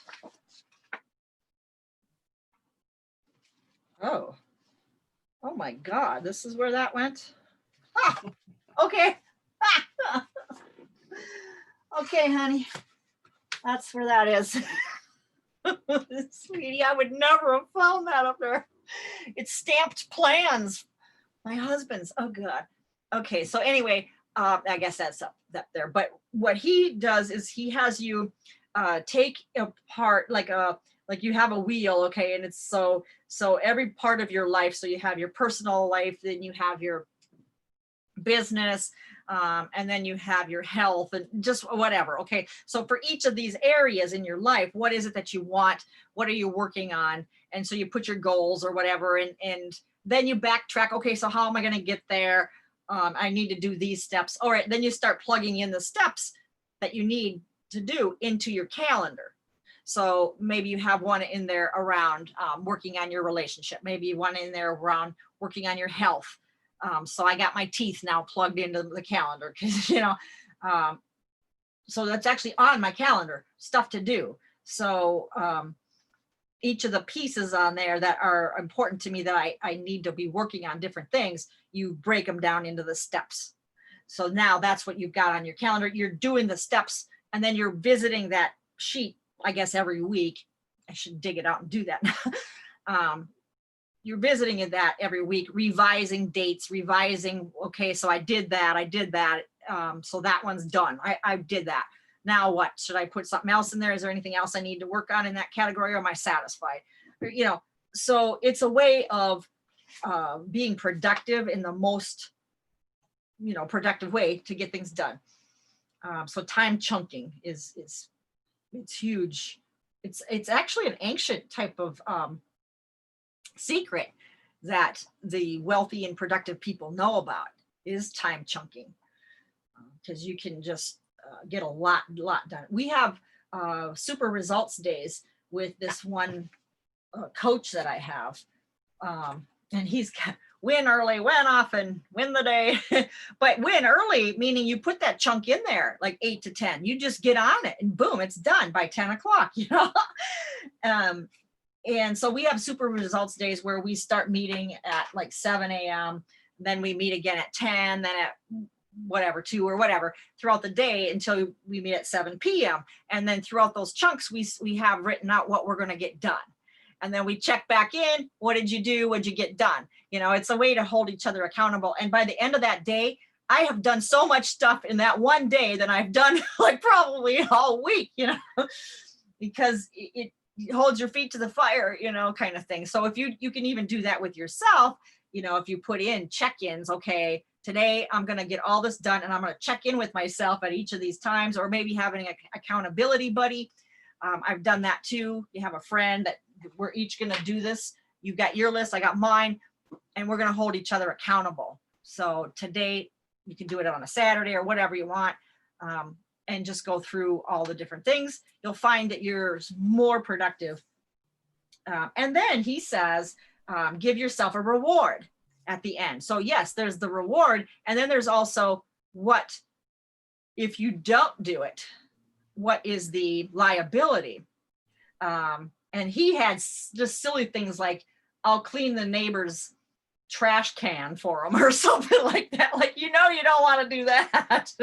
That's not, but if he didn't get it done, he's done some crazy things that like, I didn't get it done. So I penalize yourself or something. And then, so you're, then keeping track of your wins, you know, what are your wins? Where did you, you know, what were they, and what did you accomplish? And so, yeah, just kind of holding yourself accountable. Okay, so efficiency, how you get done what you get done. That's, yeah, so that's a big part. You got those 2 hours to get something done. Well, how are you going to get that all done? You know, how can you work more efficiently? So that's the thing. Okay, so like, okay, you can hold your crystal. That's going to be more efficient to get our clearings done. So are there other things that we can do to break this down, or to get this more dialed in, to work with more people at once at the same time, be more efficient? Do you mind if I ask a question about that? Like, yeah, the specifics of this work with reference to productivity and efficiency. Like, so can you give an example of how you actually work with people? Like, you must have all kinds of group things and then private people, and I don't know how do you do it? Do you do some in a session, but then like, do you do like, okay, I'm going to sit here for the next, 45 minutes and I'm going to work on these 15 people and pump everything? Like, is that what you do? Yeah. Or? Yeah, I do. As a matter of fact, I have spreadsheets for all the different areas. Like if somebody bought adrenals, I have a spreadsheet for adrenals. And I have this whole sheet where tabs across the bottom, one adrenals, thyroid, whatever, respiratory. And then I have people plugged in there. So my assistant plugs them in whenever a sale comes through. She'll plug them into where it is. And that's where I know where I need to work. And then the date, of course, so then I can move people out to a new date once I've done this. Okay, great. Now I need to, check on it at whatever date, or I move them to the next step in that project with the dates all in there or whatever. But I just keep moving them into the next bucket of where I'm at. So let's say you have 15 people who signed up for your adrenal program. You have the names, you have the clearing already mostly established, right? And you just pump, you intend to pump and clear all those people for that protocol. Right. And then you do the building back in, you do the regeneration when that's ready, right? Right, exactly. So they all gotta kind of have a little different time frames, I guess, for different things. But you can connect people with a green loop. Okay. Okay, they're crowns. You're just connecting the crowns with a green loop, and just remember that you need to disconnect everybody too at the end. So if you know you're connecting everybody, like for myself for the live stream, I do that beforehand, and then after, you know, I don't tell anybody, but I mean it's just what I'm doing, so that I can clear everybody with the same intention that this is. You know, I do a lot of my clearings before the live stream though too, so I get that whole list done.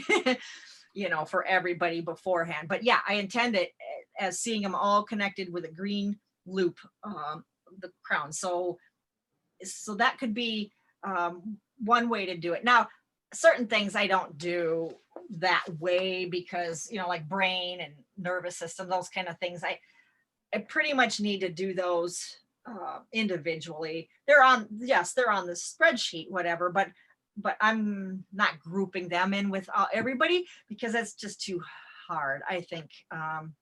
Okay, so let me back up here a minute. So you may have like something that you sold through a show that's a package, and you'll have a group of people associated with that package. Then you might have individual people who came in, and whatever they're buying, if it's not all done in one session, if they needed adrenals or liver or, you know, brain, you're putting them into those different buckets. And then they'll get cleared with the group of people who were in the adrenal program that you sold online. If they bought adrenals and I have adrenals coming up, I just put them into the live stream. Okay. So they're going to go in with that whole same group of spreadsheet of people from the show, but they're going to be on like a private client type tab or whatever. So yes, they're in there, but I'm accounting for them separately. Not you may do some timeline work on that or something like that. Yeah, right? yeah, whatever. They may have paid a little bit more, or they may have, you know, come in through a different whatever. But yeah, so but they're still accounted for on that same thing, so I can do them all the clearings at the same time. Yeah, but then I'm gonna follow up with them differently probably than I would somebody else. And then, but then nervous system and brain, you're always doing those individually. So I'm just getting, I so do. whether Yeah. people come in individually or come in through a group, you know, a group session or a group purchase or a show purchase, like I, you know, have a purchase for myself privately, right? So that's different from that. But if you're covering the same material as a program that you're running, you'll put me in with that program that you're doing the clearing for, right? Yeah, but yes. That doesn't always happen, I guess, yeah. But then usually they're paying a little bit more than what the show is. So, and then in that case, you're gonna want to do the timeline clearings because I don't do those in the show. Yeah. But you know, if you're getting what you pay for it, I guess too. You know what I mean? Yeah. You can't expect the whole private client session clearings if you're only paid group rate. You know, same with anything, I guess, right? Yeah, and I'm not even talking from client point of view, but just as a healer point of view, how do you keep track and how do you know how much time you need to do and how do you do it all, right? So those clearings take time to create the chart and then they take time to clear. And so I don't think you go one at a time and spend like 3 hours on one client necessarily, right? Like, I mean, I don't know what you do. Well, you might have to, I guess. I do for the brain and the nervous system. And, yeah. And if they're really in something's going on or they just had a stroke or whatever, you gotta triage it. You gotta do that, just that. Get in there. Yeah. But if it's just a regular program, then yeah, that can group them with other people who bought that. And usually I've promoted it, right? Yeah. So, but then I've got people that I did sessions for, and then we'll find, okay, you really need the kidneys. We got to work on the kidneys. Yeah. Well, I can give them the video that we did last on the kidneys, you know, so that they have that. And then I can just work on them behind the scenes. Yes, now they're on my chart. I know I have to do kidneys and bladder for someone. Maybe nobody else bought it that week and I still have to do it, you know. Yeah. No one else is on the chart. I referred them. They bought it, right? I got to do it, you know. Yeah. There's no live stream coming up for that one anytime soon. So you've got buckets and topics, and in any given week, people are going in different, either individually as sessions or as a promoted package. And then you just do the different clearings for the different areas, whether it's for a large group or for an individual, right? So Right, yeah. And you have to figure out how much time that takes from you for you. Yeah, I mean, I think I'm sorry, Carrie. I'm still trying to figure out how to estimate like how much time. Like, let's say you do Oh, get no, busy. that's just fine. I'm listening and learning, so that's fine. I was trying to figure it out too, how you managed to get so many clients in. Yeah, so that's the efficiency part of it, right? So Yeah. group time things chunking. together, grouping things and get together and time chunking. Yep, Yeah. absolutely doing it. And then here's another thing that I'm working on right now is recording some videos so that the things that I say over and over and over again, I can have it recorded on a video and then just send it to the person. Like before our session, I'll say, this is a video, please watch this before our session. And then they can know that same information that I tell everybody the same thing without spending the time to do that, right? So I was going to share the screen and just show you a sheet that I do, just kind of FYI. I think the thing is, again, like you were saying to me earlier about confidence, the more you do it, the more you get confident. I think also, Carrie, probably for us, like we can't really figure out how you would even know how much time anything will take, right? Because we don't know. We just have no idea, right? Yeah. So the clearings could go like this. And like I said, my thing is it really getting clear? Okay, I'm getting a little more confident. You're kind of confirming some things. And then just determining how long will it take to do any given task, if a client comes to you and whatever you determine there. So Right, yeah. some of those unknowns are a little hard to figure out how it will work until you start using it, I guess, Yeah. Now these are people that came in off a show that I did. And so I've got their names and emails and then what package they bought. They bought package B plus add-on. I guess that's what it meant. That's plus a session. They bought the session. Okay. B to pay. That doesn't matter to me because I don't take the money from the show. The show does. I don't care about whatever. But yeah, so essentially though, if they're to pay, they're not supposed to get their session with you until after the 30 days, that essentially, After they pay the second. yeah, after they've made their second payment. And then frequency, I wasn't putting this on these people's charts, but for some people they asked and I was doing them, but and I wasn't tracking life force here. You do it on the chart. Yeah, so my guy or whoever put this on you. Okay, so we had pituitary. This was an anti-aging. So before numbers, I charted them at 35, and then afterwards, whatever the number of days was, couple months later, whatever it was, I put in their after number. And then so I got before and after hypothalamus, before and after adrenals. Yeah, I wasn't really tracking the number of programs. I guess I did the befores, and then I think they're on their chart. The after numbers were on their chart. I just didn't chart them on here. Okay. So then it says chart sent, and the date, so everybody then my VA then put together charts for everybody, nicely looking charts so that they can then have this to look at and see where they're at. Right. So, so that's what I did. And then I guess at the end, I probably had private clients somewhere at the end. Not sure if how he did that. Oh, I don't know. Do program here. I'm not sure what he's got here, or maybe these are on a different tab.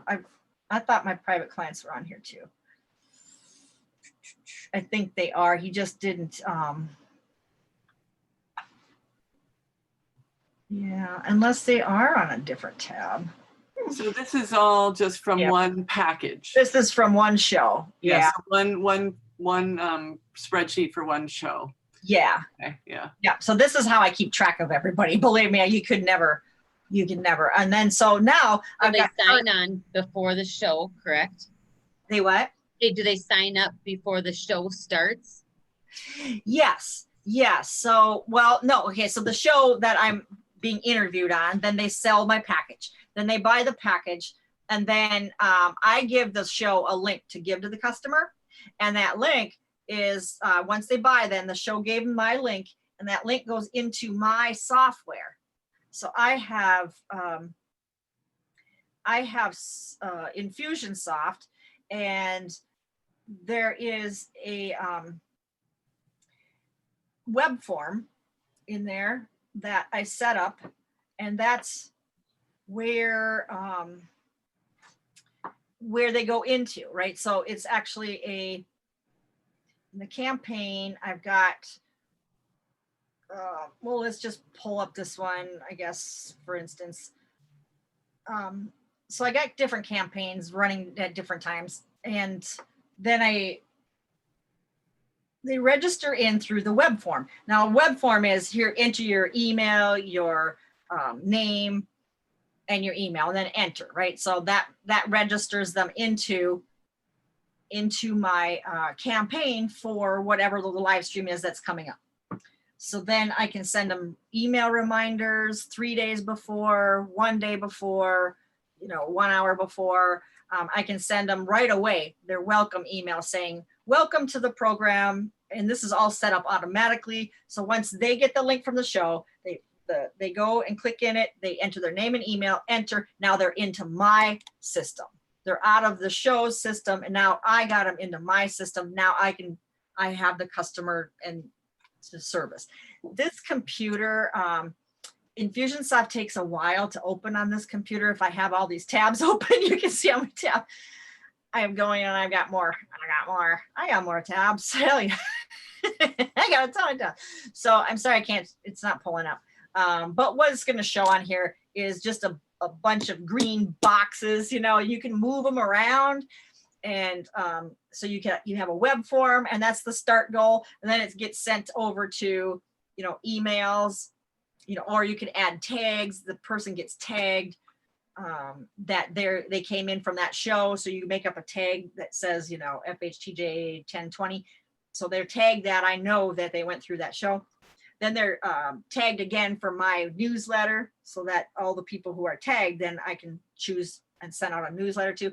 And then from there, they go into the welcome email. Welcome, here's your links. I said they would get an MP3, a bonus, this or that. Here's your MP3s. And then here's the link to join the webinar on whatever date and time. So they have all that information. I never get emails back from people saying, I didn't get my link. How do I get on? I never have those, because I send out, they get this stuff 3 days in advance, 1 day in advance, they get continually informed by me what's going on. And then after the webinar, they get the replay email. It's all automatically there. I just have to go in and put the YouTube, link in there or whatever. But it's all set up to go and send out at whatever time, and then that's done. And then after the follow-up, then you can have a follow-up sequence in there, and it can send out once a week saying, okay, your adrenals are still in regrowth. It's been a week now. We said it was going to be 60 days or whatever. So please continue to drink water, whatever you want to tell them. You could also put in other links in there. If you want a session with me, click here. If you want to do the next webinar coming up, I've got one next week called the pituitary and the hypothalamus, and we're going to do that. If you want to join that, click here. Stuff like that, right? So you can have follow-up emails, and it's all automated. So that when he says about efficiency, or how you get done what you get done by being the most efficient with it, that this is automation.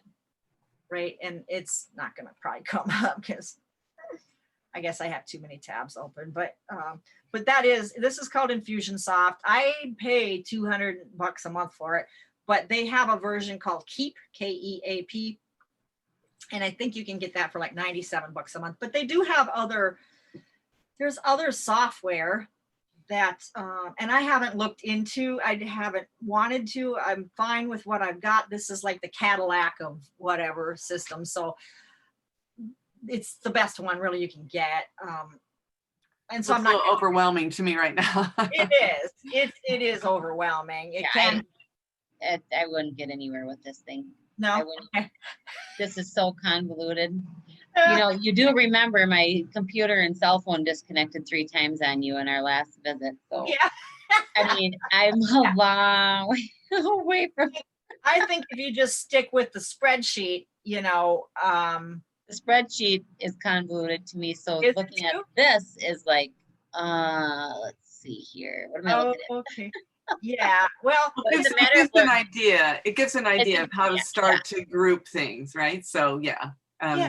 Yeah, exactly. So however you want to do it. I mean, even if it's just on graph paper, or you put somebody's name down, what you did, I mean, same format, it doesn't matter, you know, how you do it. But if you're going to do all these, you know, glands and organs for somebody, you got to track it somehow, you know, and then, you know, maybe you only have one customer, fine, easy, piece of paper, whatever, you know, Yeah. 2 customers, 2 sheets of paper, whatever, you know, but now, 20 customers, ugh, where's my paper? They're all over the place. Now you're going to get, it's things are going to start to get a little bit haywire if you don't have some type of way to track this stuff. So then you have files for all these individual clients, Yes, right? then I have files and charts for each individual person with all my notes on it that I've written during the sessions with them, my suggestions, clearings we've done. That's all on their chart, their regular physical chart that I can type on. And then I can send the people their charts if they want them after the session. But then too, I'm having my my VA, she's uploading them so that they're available to her and me and my web, whoever is. So if somebody emails in saying, hey, what's my reading on this? How would she know, you know? So she can go to these charts.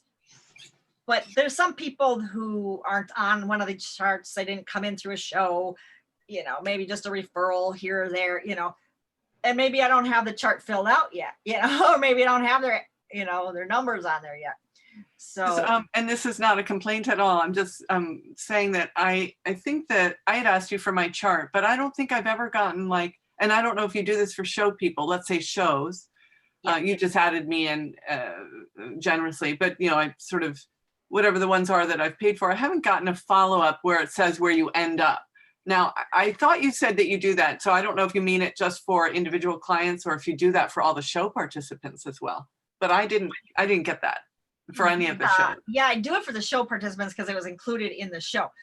Generally, yes, I do send people who are private client after the shows too. Some of them went through the, you know, greats at a certain point because I was between VAs. So there was some stuff in there that a lot of people didn't get their charts. Okay, well, that's all I'm saying. Like I didn't find out any end points for any of the things that I got good with, but we can look at it when we meet. But okay. But I don't totally care, but I'm just curious. You know? Generally, that's what I do. Yeah, I had a VA that I didn't.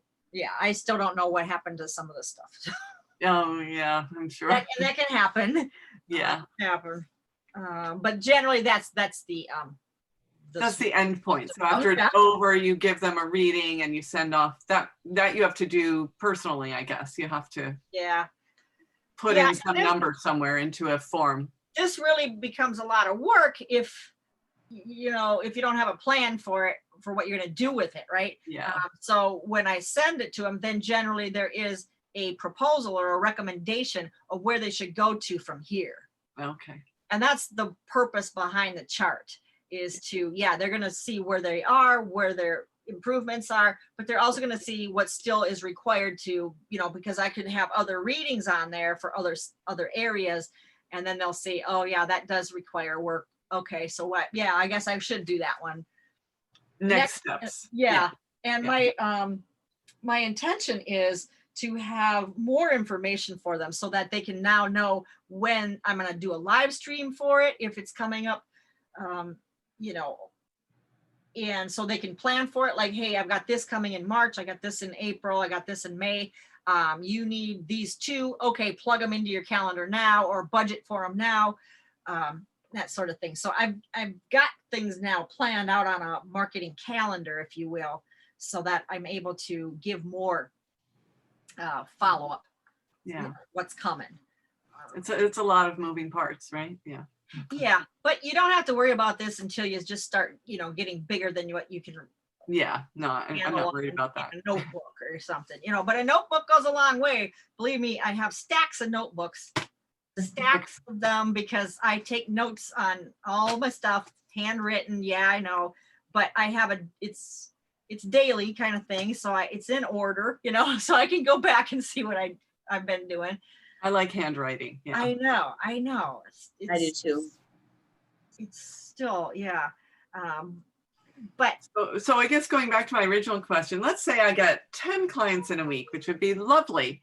yeah, And then, but let's say there's 2 today and not 8, 4, in 5 days. So you start on whoever you have, right? yeah. I mean, you might not, but let's say you did whatever, and then you just, I guess it's just trying to figure out how much, and let's say they're not even anything, they're not overlapping in any way. You just do everybody individually then until you need to group together. Okay. Yeah, exactly. By that time, you might have a better sense of how long things take and how to group them. And yeah. Yes, right. By doing it, that's the only way you're gonna know. Yeah. Yeah. Okay. Yeah. Yep. And then things speed up too. So over the years, I've noticed things have sped up. Yeah. Too. Yeah. So yeah, you're gonna get into a groove, and then you're just gonna know, hey, and so clearing people for attachments, that's all the same, right? So you can just go down your list and you have a whole list of people to say, okay, any reptoids here or whatever. All right, 10, clearing them, so, you've got all your list of that, who should be in that package that you're clearing. And then you can go down your charts and just say yes. And so with more people, chances are it's going to be yes for almost everything. Yeah. the more you got to, But so if you do a one-on-one with somebody, though, you do it in the real time and space that person is sitting there with you. Yeah. And you write it down like individually. So if you're doing like a group thing, or somehow you're doing a session with somebody, and you're doing just clearing all the dark energies, you'd have to write down for each person which ones they had, I guess. Yeah. And that's why I did send you guys that spreadsheet, that template. The Lainey did. Yeah. Yes, that Lainey did. Last night, I think I sent it. And so you can use that. Okay. And just go down the, check off yes or whatever, check that one, or put the number in there that it is for them. Yeah. And do it that way, and just keep adding more slots, more columns or whatever to it. Yeah. For each name, so maybe you just save the original, and then use a copy of it. And this one could be week 1 or whatever dates you've got, November, so this chart is for November, and then you just keep adding rows on it. Then, okay, save that. Now you've got your original, and you're going to save that as December. So you've got a new one now for December, and then you have rows and columns for each new client in December. You can certainly do that. And then you've always got your or a new tab across the bottom, for each one or something. I don't know. I don't know much about month by month Excel myself to be able to know how to do that, but I got a guy that can do it for me. It can be done, I'm sure. Yeah. Yeah. So then what's our plan moving forward, or how do you have it set up in your mind? So now we've done these 2 weekends, and then how do we progress forward? We're going to meet monthly for the next 4 months. So if you want to pick a date, and I'll run it by Sylvia too, that's going to work for everybody in December. So this might be a little bit different because, it's holidays and stuff, but are you in town? Are you guys leaving, going anywhere, doing anything? Are there certain dates that you are not available?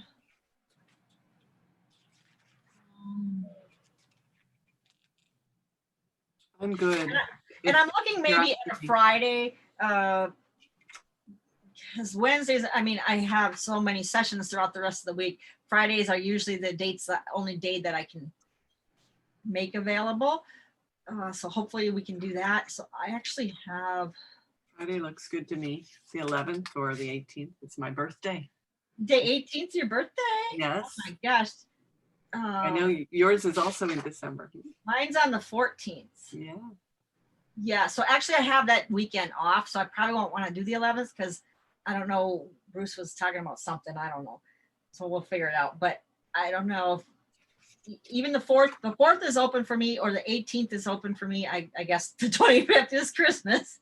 The 4th would be better for me. We've got, a lot going on that 18th weekend. How about you, Good with me. Tracy? Is the Yeah, 4th I'm good with the okay? 4th. Mhm. All right, so that'll be coming up real soon, but that's okay. You know, we can certainly do at any pace we want to do it. So then with January, we'll pick out a date in January after that. So so we'll say December 4. I'm gonna block that off now. And we can do the same time we did this morning. They're generally a couple of hours. You know, you may run over a little bit, but no. Okay, so this will be our first one. And if you want to say digestion, I'll just kind of pencil that in right now. If you have other suggestions instead, please email me. Can you send like a list of options? That might be a, Yeah, or here's some. maybe not. Yeah. Yeah, here's some that I did before to other people. Well, we had other systems. So, okay, so you could have, like we were saying, digestion. So there could be other systems like immune system or muscular system, or, you know, any of the other systems. Bones. Yeah. Bones, yeah, you could say that. We did one before on vision. That was an option. People chose sleep. You know, you could do sleep plus something else, you know. Hair and hair loss, you could do around that. You could do around love and relationships, including abuse and violence and stuff like that. You could do the cardio. And Generally, okay, so when we were talking about hair, we connected with you know, Thyroid. pituitary and what's that? Thyroid and all the other. Yeah, all those. So I'm just curious, why would you do a separate one just for hair loss? Like, why would somebody choose that? What would be the benefit of that? well, you could do hair growth for men, and you can also do hair color, which I need to start working on myself for women, or for, you know, graying and stuff like that, because it is effective with that. So that would be part of the protocol for clearing of hair, you know. That's fun. Yeah. So it's maybe people who aren't that concerned about the physical health of a gland, but they are more concerned about whether they're, you know, balding or losing, you know, their hair is turning color. Yeah. Different category of person in a way. Right. Yeah. Oh, it does sound like a fun one. Yeah. You know, So if we do a big one like cardio, we're just doing one. But if we do it like a hair, or, you know, we could do that plus sleep, or, you know what I mean? We could do two smaller ones in the same. I would, for myself, at some point, I would like to do the nervous system. Okay, it's big. But yeah, it would be a good one. Okay, we'll add it on there. And what else? Any? I mean, I'm asking this one again because I think you were going to do something here, but is there something about a separate clearing for the raising the frequency of vibration for yourself and others? Yes, and there is a whole thing on that. That is definitely a whole deal. It's spirit body. It's there's several clearings, many clearings on that. So frequency. So yeah, and it's helpful for clients, obviously. It's hard to pick. I'm up for all of them. Yeah, I know. Yeah, I mean, I think like the love and relationships and clearing clearing abuse patterns and clearing trauma in relationships. Love, abuse, relationships, that would be good. Anything that you just really would like to do first? It's just any of them that you're thinking for December. We've got respiratory system also in there. Respiratory, Oh, I know we talked about doing an infection clearing. That I would really like to. We probably have COVID in our house right now. Okay. I've been doing the I think you just showed like the karate chop for clearing infection, right? Yeah, and there's other stuff to learn and clearings to do around it and stuff like that. But yeah, that would be good. Infections. So you have infections separate from the immune system, right? There's two separate clearing topics. Yeah. Because I'd be game for immune system. Immune to infection and immune. Okay. And then probably nervous system, I guess would be my other top topic for myself because of our household issues. I would say are probably Okay. they're related to nervous system. That's a big one. Yeah, that is a big one. And I would probably say let's start with something not as big first, just because it's more advanced. Yeah. And actually that is it going into my advanced class from here on out. And just because it can be so much, and I just want to make sure everyone's ready. But we can do it. We'll do it. We'll add it in. But I think we should start somewhere else first so that we get more practice and more skilled with some areas, right? But infection, yeah, certainly we could do that. And so infection / what? Maybe a smaller one. You know, if we would that be the frequency of vibration? Would that be a good match, or is that a big one? Or eyes or eyes. hair. I don't know. Eyes would be good. Yeah. Big, but, I'm really good with any because it's sort of review for me. So I'm okay. Some of them. All right. Well, we can do infections because that's kind of still the topic of the the world. Yeah, and if you can do infection clearing for people, you would be very and respiratory is big for a lot of people. I mean, you could sell respiratory. I didn't even realize when I started upgrading people into I was doing the sessions day in, day out, and I'm going, reading them, and I'm going, oh, respiratory. Then I'm like, I need to put a webinar up together for respiratory so I could sell these people into it. And when I did, oh my God, it was like almost everybody needed respiratory. And it's not because I'm got the program, it's because I'm reading them and going, geez, this is something big. And it also goes in with infection clearing. So do you want to do respiratory infection? Yeah, sure. System, because they do go together. Yeah. Okay. Yeah. So we can infections do that. Also clears things like these chronic viruses, right? Like the EB virus and and all the other troublesome things. So since the medical medium and all his knowledge, like people think of themselves as having infections more than they used to too, right? So Yes. Yeah, it's topical that way. Yeah, hidden infection. Aside from COVID-19. Yeah, right. So staying, keeping yourself clear from these hidden infections that you may not even know you have. Oh, what? Yeah. So for sure. Yeah. So we'll do that. You're talking about your teeth, and we want to keep those clear from infections too, right? So there's so that could be anywhere in the body. Yeah. So it can definitely be used in the teeth. You could use it for whatever. I guess you can have urinary tract infections. You can have somebody has something on their breast, the nipple or whatever is infected. Yeah. Jeff got a cellulitis on his leg the other week, so yeah. Yeah. So does the infection cover yeast? Yes. Yeah. Virus, bacteria, yeast, fungus, and parasites. Okay. And the odd mycotoxins too, Okay. But you gotta kind of know what to pick and choose, to do the whole, and I did that. I did all of them for everybody. And I was like, dang, that was so, I wouldn't recommend doing that all in one big chunk. My God, for that many people. And I did all that. It was, well, let's just say it was a good thing I didn't go anywhere during COVID season. I couldn't fly or do anything or whatever, because I had no time to do anything else. That's all I've been doing. Yeah. Just getting those people that came in from that show cleared and their charts back. And then, oh my God, it was just something. It was huge. Okay. So we're gonna do, you said it for 4 months, we'll do trainings. Yeah. Once a month. Mhm.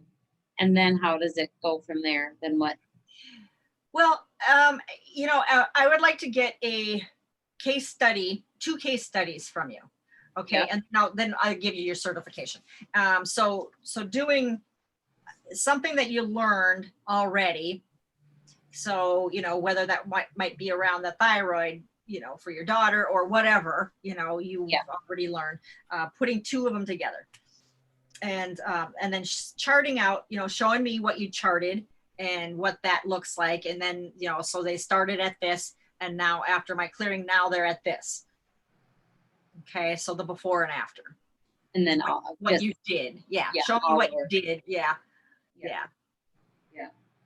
Okay. And then, but you said you have a more advanced class then. Well, I don't at the moment, but this is what I am considering, is putting together certain things into my advanced class. So yeah, I mean, like the brain clearings, it's huge, and you don't want to just do the wrong thing there, right? So the brain and the nervous system, that's going to be my advanced class. So that's in the future, that's what I'm putting together. Okay. I did do the nervous system for everybody before, but it was a paid for thing, for my last class, unless they were coming out along with me to continue on to do work, then yeah, you probably going to need to know it. So that's how I did it before. And then for those of us, like was here, whatever, I don't know what about the other ladies, but so then once we have the certificate, we do the couple, whatever you call them, case studies. Yeah. Case studies. Then how do you give us those clients, or how do you refer them, or how do we work together with you, or how does that work? Yeah, so we'll talk a little bit more as we go. I'm going to, what I've been doing is I put a link in different emails. So different things that I send out throughout the month, or, whether it's from the live stream, their replay email, for example, like here's the replay, your cells are going to be up in upgrade now for the next 47 days. So do this, drink water, blah, blah, whatever you say in there. And then for, if you'd like a session with a Your Body Power certified expert, click here. And then it would go to an order form. So they would pay for it. And then once they pay for it, and the link would be set up to you, so we would know that it came in, the link came from the email, but it would be your link.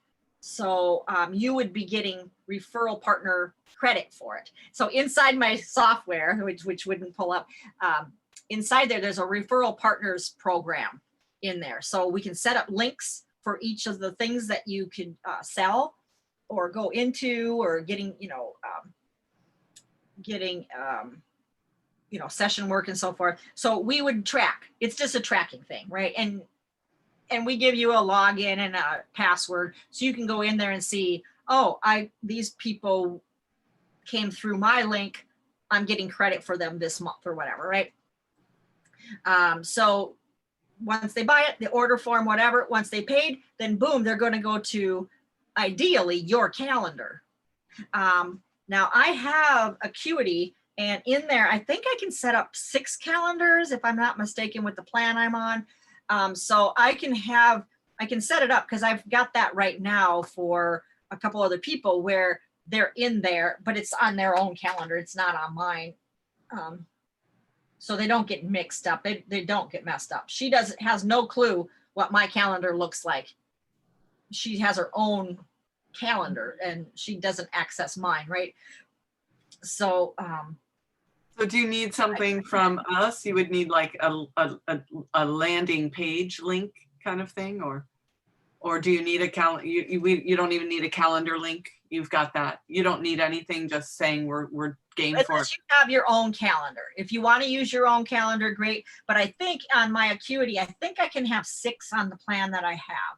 So I should be fine for a while. So yeah, just looking at, and then so they would go, so once they pay, boom, that information gets tabulated and tracked in your referral partner's dashboard. So now I know, hey, somebody came through, got this half-hour session, and you're going to get paid for your half an hour,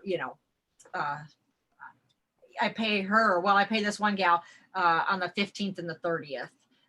But whatever, so that's kind of how I have that set up.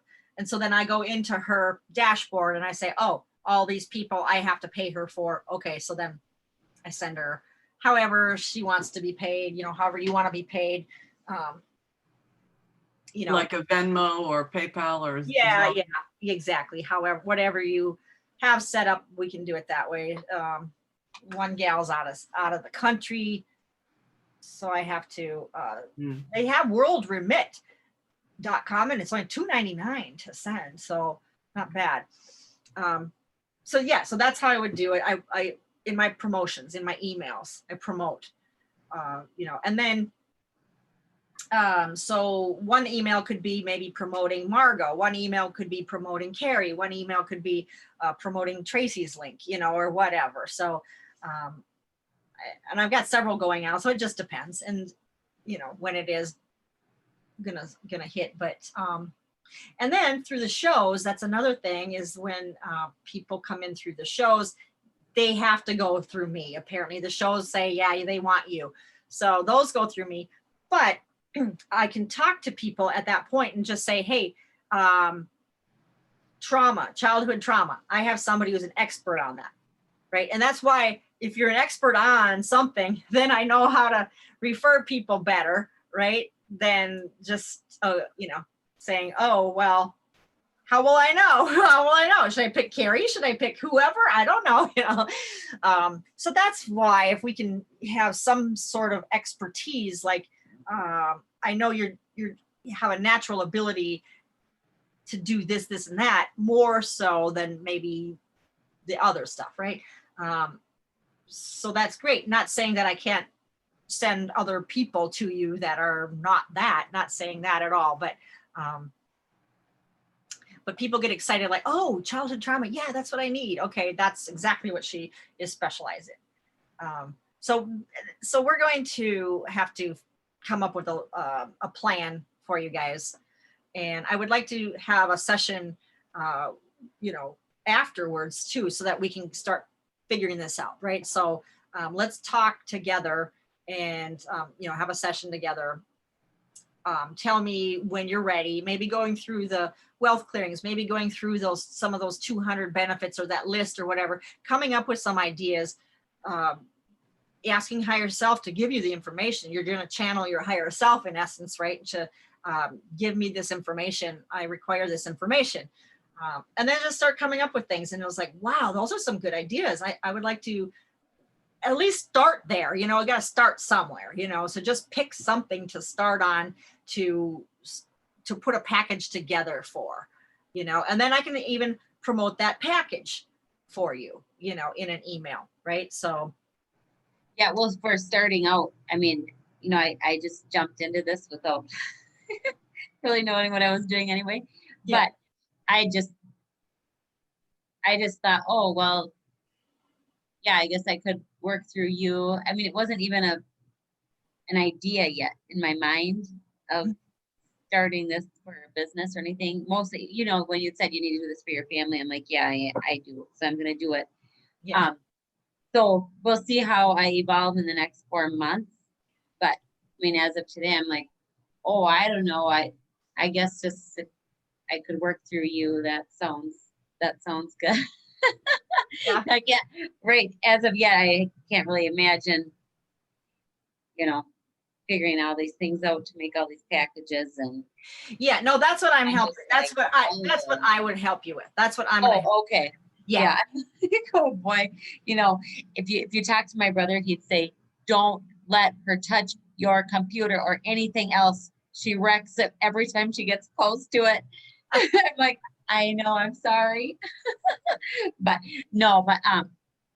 it's just a matter of learning and going through it. And probably what I will need to do is I'll just start opening up into like the spreadsheet just to get familiar with using it, because while it's easier for me to use pencil and paper, as long as I can, it's smarter for me to force myself to start when it's not critical.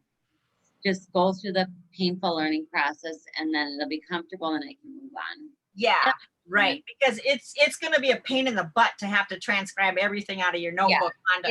It's going to take too much time, and you're not going to want to do it. No. That's why I just typed everything out. Yeah. You know. So I'll just start practicing doing that right away now. And that way I'll even know what I'm looking at when you pull up your spreadsheet. And I'm like, what in the world am I looking at here? But I did take a course, 20 years ago or more, but it'll take a few tries to get myself refreshed back. I only know the basics of Excel. I do not know how to do a lot of the tabulations. Well, you look pretty clever on there. I mean, got things going every which direction. It's so hard to know how to use something like that until you know what your needs are. Like you're trying to think about how is it going to work when you don't even, whether it's spreadsheet or by hand, even for me, and like when you don't even know how is it going to be when you start doing the work with people, like more than one at a time, right? So right, yeah. I mean, you can start out your case study on paper or whatever, and that's fine. And then you'll probably just have to show it on the camera or something so they can see it. Well, I'll just start right away learning on the computer. It's better. It's better in the long run to learn it that way. Then you can email it. Just send it type it out in an email and just send it off, and then I can see it that way. Yeah. Yeah, it's easier. Yeah, so, I think that would be good. Yeah, don't worry about it. It's gonna come, right? So really right now it's just for you, your mind, just to to go, wow, all these things. But what feels exciting to me? What does feel like something I could, really put into action that feels this would be a good place for me to, be an expert in, or just clearings of property, or I mean, really, once you're property clear, you are a property clearer. People will definitely call you, right? They know if they have spirit in their house, they know it, right? And so if they don't want it, they're gonna call, hey, do you know somebody? Who do I call, or whatever, right?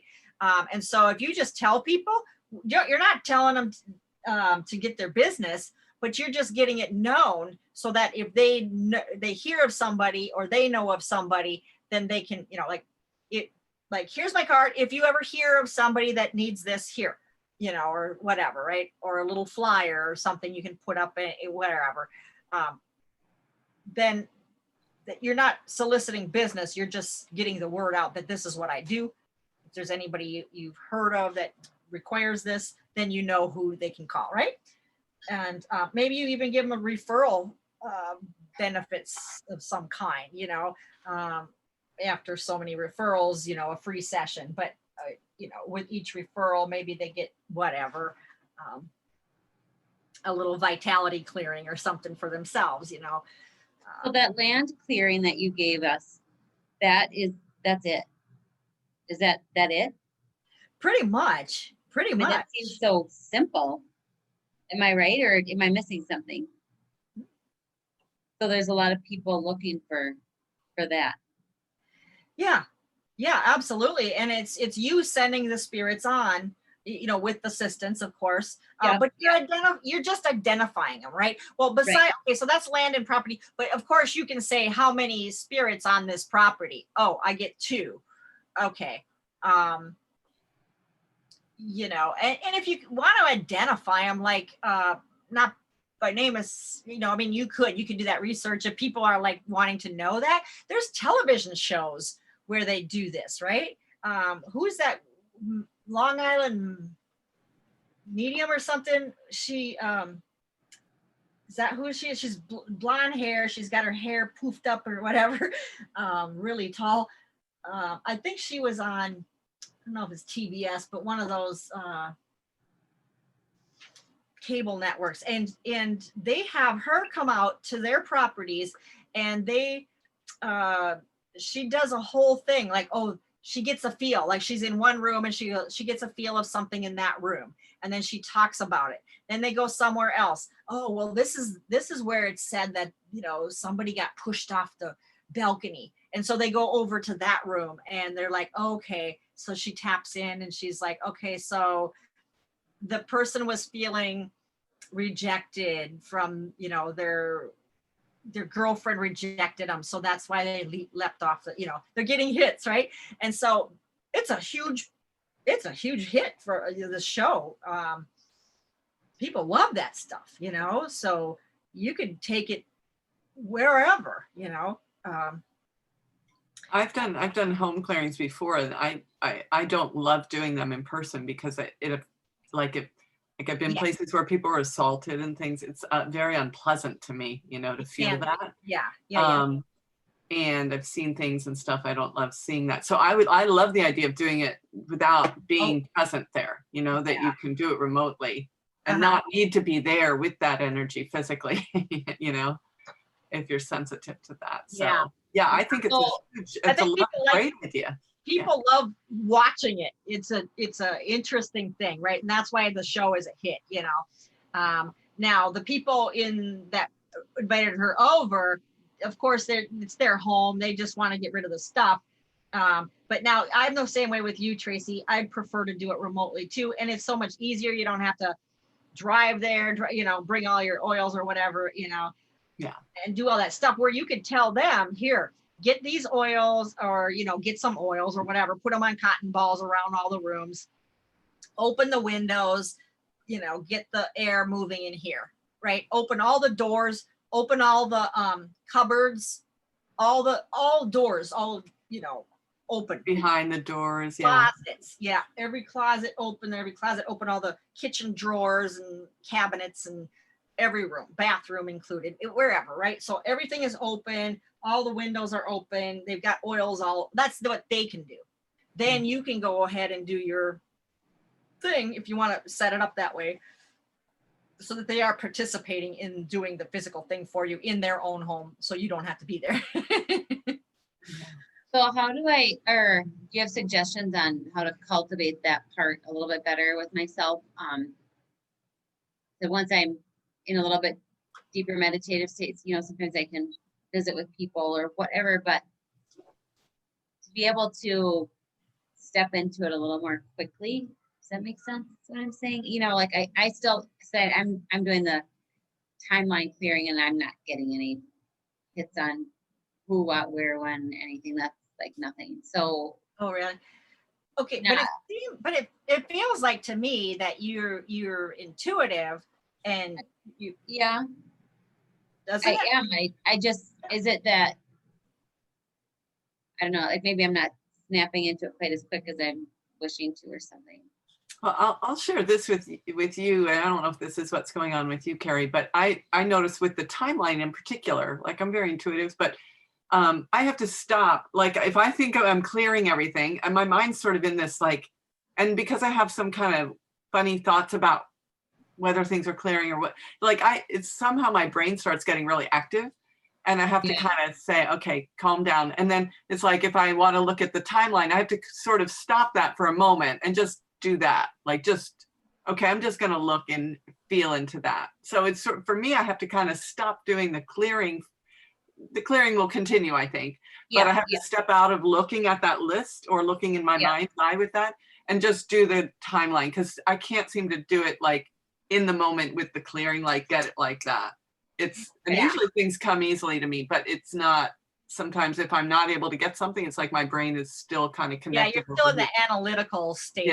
Left brain, maybe you got to switch over to the right brain, and maybe you got to physically see, okay, switching to the right brain. And then that's when I pick up my selenite and hold it. Then I'm going, oh, okay, everything down. Okay, now I'm just like, okay, I even turn around and twist around my chair and stuff, you know, and just go off somewhere else. Yeah, I've seen you do that. Yeah. Yeah.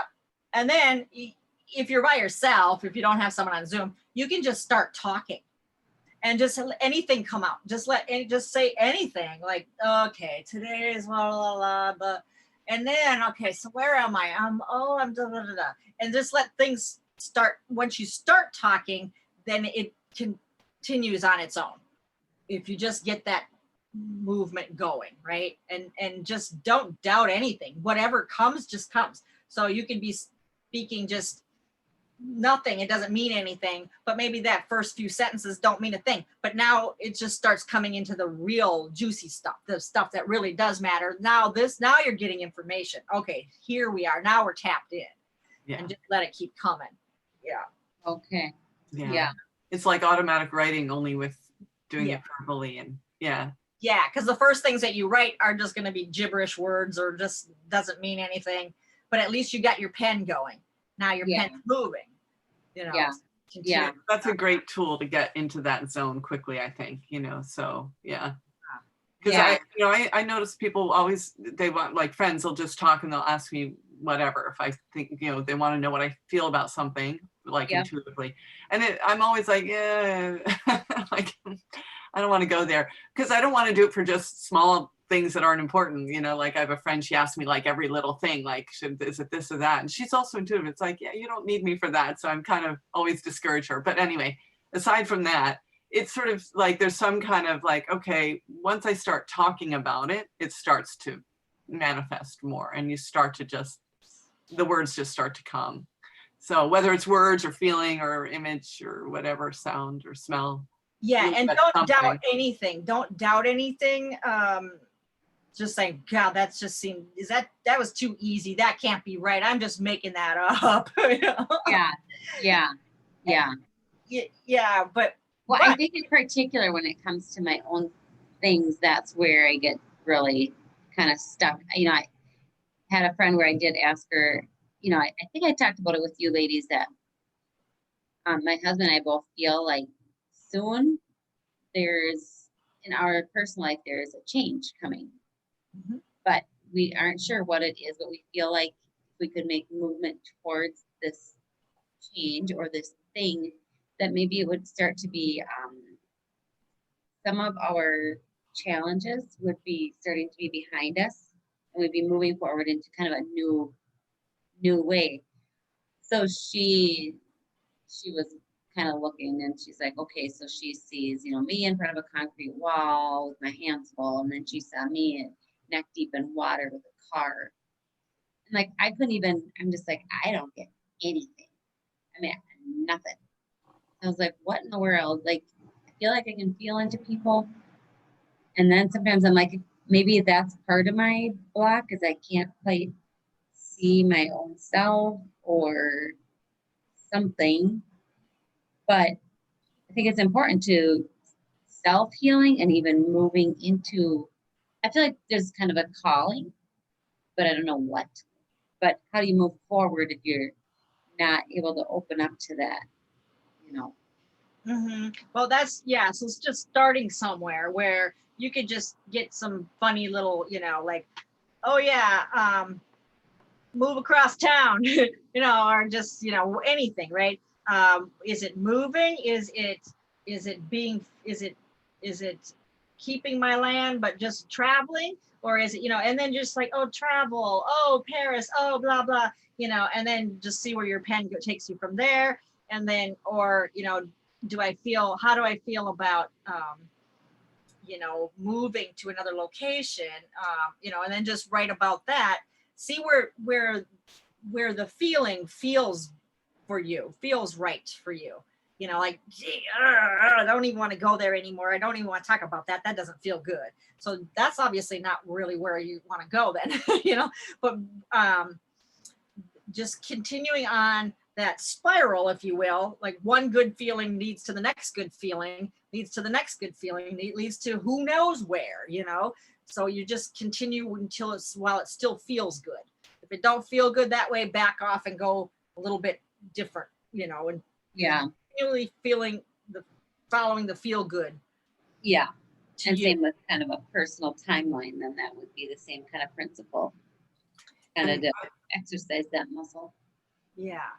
I think it's really not uncommon that people have a hard time reading into themselves, right? That's why we all talk to other people who do that. Yeah, it's true. That's So true. that's a pretty common thing. I mean, sometimes it's not confusing, and sometimes it's clear, and other times it's, especially when there's a lot of emotion around it, or like a desire to have things be improving is natural, right? Right. And you're not asking me this, but my feeling is like, well, I love what Marlene's saying, like go with the good feeling, but I also know that the creator doesn't always want us to know what it is. Yeah. You know? Yeah. And, I think it's kind of, yeah. that sometimes there's part of the change is exactly that, like trusting that good feeling, that you feel that way. And that, to me, I've just got chills. So it's like it's already happening for you, whatever it is. But you're not seeing it that way now because you're kind of looking for a thing, or and also maybe old thought forms are about like, but I need to know something in order to make it happen, and just letting it, trusting that it's happening. And you will respond to the things as you come to see them.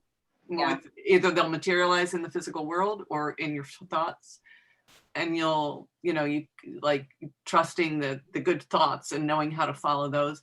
That itself is like a new pathway for you, right? So and just keep strengthening that, right? So that's the part that's happening now, and I really have a very strong feeling about this work with Marlene with you. That's why I mentioned it earlier when you were talking about bread and everything, because it's like, or yesterday, because it just feels like there's something happening now, and so sometimes we have to sort of adjust what we think it is and let it be whatever it is now, and just go with that, even though we don't know what that is, right? So you had an idea, and so it's not that the idea is wrong, but maybe that's not exactly the way it's happening now. So but it's part of it, but not the whole of it.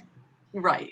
And that's why you just continue with heading towards, okay, so if it feels good, then maybe that is what's coming to you. Okay, oh, I'm hotter. It feels good, good. But if you're you do something and it doesn't feel good, then you'll know, okay, that's probably not what's part of my path, right? So that's why I was saying about what feels good. So what's in your gut, what that feels in your gut. Hey, this is probably something I should be doing, or maybe add this to my thing, and or letting go of something else. That's a big piece of it too. That's not working for you. So what is it that's taking up your time that you're doing that you really don't like to do?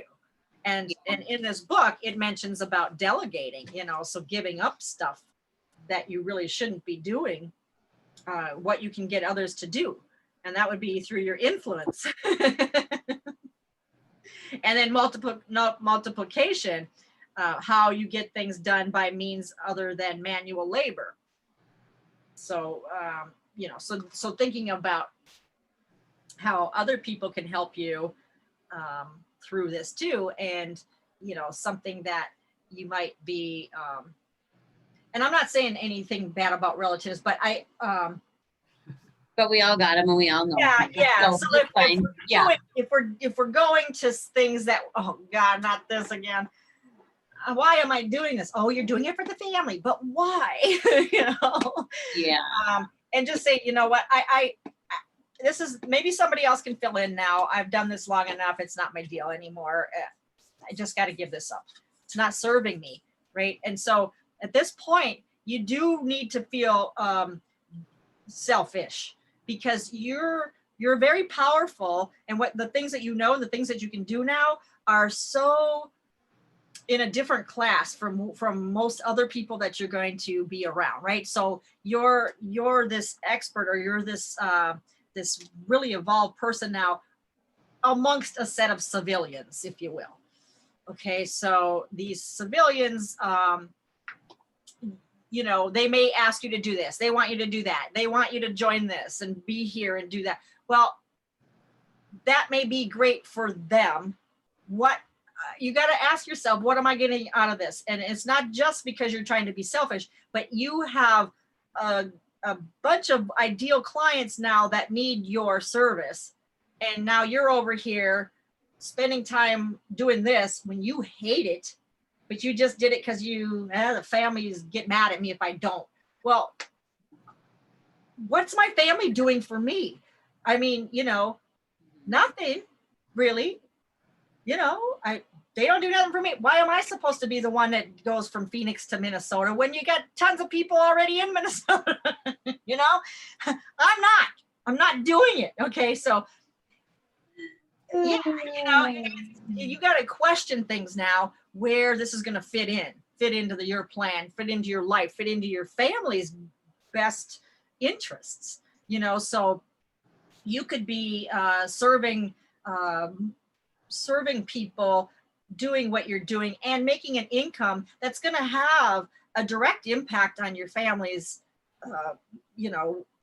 abilities to, whether they want to go to school or whatever your kids want to do, later on or whatever, or just providing for them now, whatever their needs are. A lot better if you have a more sense of boundaries around your time and what's really important to you. So only do, and what we were saying earlier about the wealth and so having that valuing yourself. So when you have that value on yourself, well, geez, I'm $200 an hour. What am I doing this over here for nothing? Right. I'm ripping off my kids retire, their school fund by $200 right now because I did that instead of that, So, not that everything, you don't have to give up everything. It's not that, but just questioning, why am I doing it? Is it somebody else could do that? Just questioning stuff now. And where is it that I'm spending my time that I shouldn't be? Maybe somebody else should be doing this. And of course, you're not going to be able to pay everybody to come over and do your housework, maybe right off the bat, but eventually you will. I don't do housework. Yeah. And one thing, I don't know if you're all familiar with Claire Zamet, some of her courses at all, and that's fine. Anyway, so hers are more kind of development of self in whatever area is of importance to you, whether it's, love and relationships or whatever, all those. But one thing that I did learn from that is I do have an internal suppressed desire to be self-actualized. I've always said I don't. I was very adamant for years and years and years. But, reflecting back, it's not only old patterns, that was a teaching when I was growing up. My dad would say, well, that's boy stuff. And I'd be like, well, you never talk back to him, but inside I would look at him and I think I'm better than the boys every single time. Which he would tell me, and I thought it was interesting. He said, "You are so stubborn," and I thought, I never talk back. I just look at him. I think that was the thing. But it's okay to be stubborn.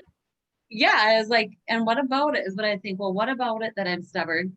I know I'm right, and I know I'm better, and I know I can do all the things the boys can do. I can do the outside things, all the chores. I can work on cars. I can be in the house. I don't like to because it's boring, but I can do it all. So who's to tell me I can't? But then from that, you still, it still goes inside you, and eventually you think, yeah, I guess whatever, I don't have any skills after all. I can do all kinds of things. I can't do anything good, well, I can do it good, but just not great, that kind of a thing. So it gets to a point then when I first started that whole course was, you listing off your gifts, and I couldn't even come up with one. Like that, what would be one? I couldn't come up with one. But at what? Nothing unusual. But I have, come to that thought that I would like to be self-actualized in that I've created something or been a part of something that's myself, separate from anyone else, in my surroundings, separate from, yes, I'm a mother, I'm a spouse, I have all these things, but I'm still me as an individual first. Yeah. And to kind of feed and self-actualize on that is ultimately what I'm aiming for. And how I get there, I don't know, but that's the direction anyway. Yeah. Oh, absolutely. It's like I always say we're all on the same path. It's just some of us are, in different places. So like, I love that. And it just feels like I'm trying to put more words to what I was feeling earlier about your path or what the changes are. So that you're experiencing already, and that even your husband was talking about. So there may be things that physically show up, but I also feel like internally you're going through like a transformation. Yeah. And I feel like even when you were, even the way that some of the things have happened, or that they impact the way you feel, partly this work and all the things you've learned and all the things you're doing, but also whatever is kind of in the cosmos that's happening, that's bringing about this transformation for you. It feels like it's like an internal transformation. So I don't doubt that you'll do new things, whatever they are, whether it's this or other move or whatever else might also be a manifestation of what you're feeling. But I feel like it's something like a shedding of a skin is sort of what it's like a snake shedding a skin or something, or a butterfly coming out, maybe, if snakes are not appealing to people. Butterflies. And that, like, I'm just trying to think of how this ties in when you asked me about healing myself. So like, sort of, there's one thing about the idea of healing, like we're never really finished in a sense. Of course we can be finished and, see ourselves as healed, but it's that feeling, sort of still holding on to the feeling that I'm not something. Like if I keep thinking I'm not healed and I'm struggling because of that, like if I go to crisis, I need help, right? But all the other imperfect things that aren't perfect about my whatever, mental health, physical health, relationship health, financial health, they're all, I should think of them as healed, right? Still work to improve, but that it's like a new way of thinking. It's like a new set point, thinking I am healed, I am transforming. Because we have that perfect template. We have that. It's just stuff got in there, Yeah. That's all. We are. And that's a huge change, right? It's a huge change to leave that worried thinking behind. And so whether it comes about crisis or struggle or survival, all that stuff, I feel like that's a big piece of what it feels like to me is shifting. And it could show up in all ways that you see, so, or you could stay exactly where you are, but you just feel totally different about. Right. Yeah. And again, when I've been like moving forward, it's some type of internal, some type of external shift and change, whether it involves a physical permanent move to a new location. That part, I don't know, doesn't really matter, but it's just an interesting feeling. Yeah, it's actually really uncomfortable, at times, to be, you're in that web and you can feel yourself sort of fighting to get free of it, but you're not yet. So it's just kind of that morphing. Kind of interesting thing. But I can't quite yet conceive of a time where I personally am making enough income that it doesn't matter if somebody else makes the income around me. Yeah, it's out there. It's like I can see it there, but it's not here yet. So it is the whole thing is a really interesting study. Sometimes it feels to me like I've had that feeling when things are happening, and I feel like you can feel them long before they come into the physical. Yes. Right. Yeah. So it's like it can be like a while, and then people start to doubt and think they're not doing, and all that. Just stay away from all that thinking, I would say, because that's the stuff that makes it stop, or that's true. Obstructs it. Maybe it won't make it stop, but it might make it harder. Like it's any resistance, right? Just it's like a tractor beam kind of comes in and connects with you, and it's just going to pull you towards it. Yeah. That sounds scary, I guess, but in a good way. But that's how I have felt. I can feel this thing pulling towards us, calling, and it's like I'm kind of going, I'm willing, but I'm not sure yet which direction or where this calling is. You know what? The willing is all you need. Okay. Yeah. Just leave it at that. Yes. Yes, absolutely. Mm-hmm. Yeah. So that's what I mean. We can quickly say I'm willing, but maybe I need to do something. So you just drop that second part. That's true. Right? Yeah, that's true. You will need to do things, but you'll know. Until you know. Show me. Show me where I'm going to be of the most service to going forward using my gifts. Where will I be of the most service? Show me. Yeah. I'm willing to get the information and possibly putting it together, package together around that. Just you gotta show me. Yeah. Yeah, and there's a clearing around stepping forward, moving into your mission. I have a clearing around that. Oh, that'd be great too. Yeah, to live your mission and so forth, and to move into it. So I'll send that one too. Moving forward, clearing. And then I know we took up all of your time, but could you let us know if we got cleared on those other clearings? Yeah. Oh, yeah. And then I just want to let you know, I did send over in the email before we went to lunch, identify your perfect you and your customer. So you guys can do this on your own. So it's what's perfect for me. If I can attract anything I want, and I can, what do I really want? So there is using your intuition, coming from your heart with your answers. So what's perfect for me? So just jotting anything that comes to mind and coming out with an answer there. Also, the next page is describe the qualities, characteristics, and attributes of your perfect customers. So make a long list of their traits, including their personality, what they say, they do, their resources they have, what they're seeking. Are they male? Are they female? Age? And then you just start imagining your ideal client. So they can call this like an avatar, or your target client, whatever. But your ideal client, who do you want to work with? Well, I don't want to work with children. Okay, fine. Or I don't want to work with men. Okay, whatever. So put whatever's left, women, or whatever, dogs or something, and then building, okay, how old are they? What would be the ideal for you? And seeing then, then how can I serve that person? Then identify what makes you and your perfect customers tick. So what's your deepest desire? And it's always been there since childhood. You've always kind of like really got excited over this thing, whatever it is. And that drives your important actions. So your values, like the other guy, John DeMartini said, your values, the hierarchy of your values will determine what you do and what you buy and how you are, who you be. So that would be an example of that, like of what you said you had that with at childhood. We all have it at childhood. What would be one example of something like that? Well, the only thing that pops up for me is rocks. I mean, I love rocks. I still love rocks. I could do something around crystals, I suppose, and I use crystals. Ironically, it's not like I have to sell them, I guess. But maybe just, it could be using crystals for a while and seeing, that was something that makes me happy. I like dancing just around my living room and in my bedroom is fine. I don't have to go out every Saturday night or anything like that.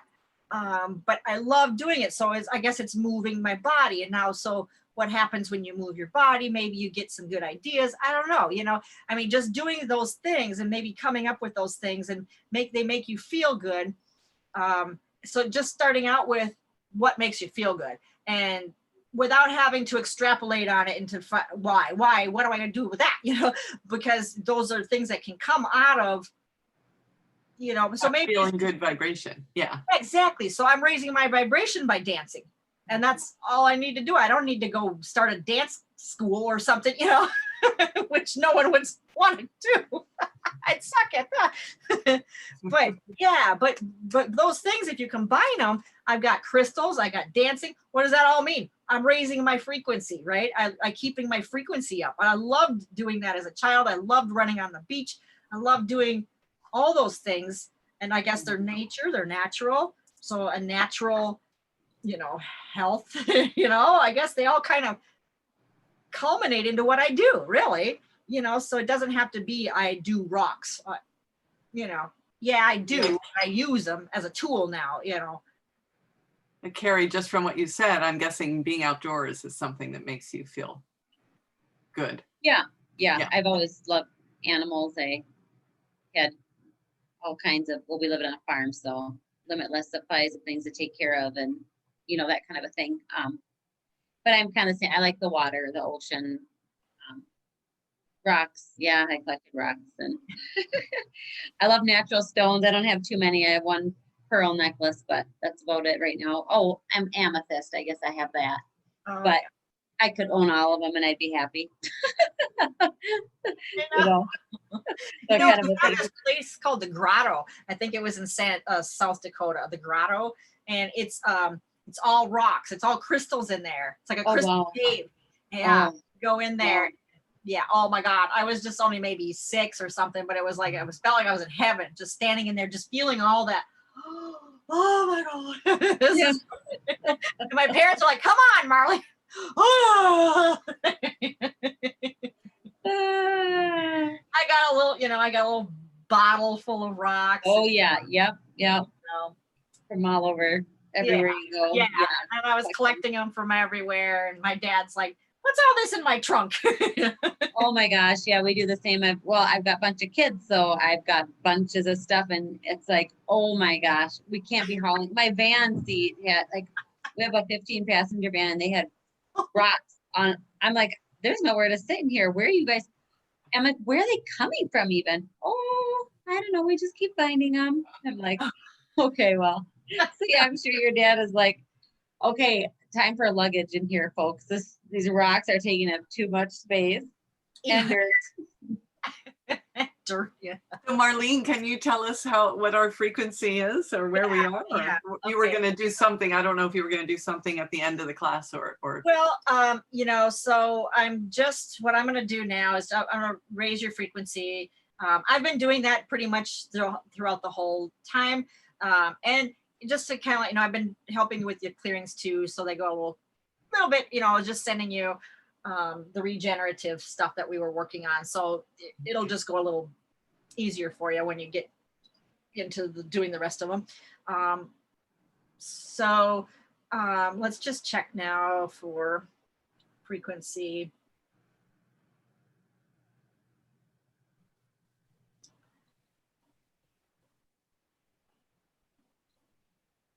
Ooh.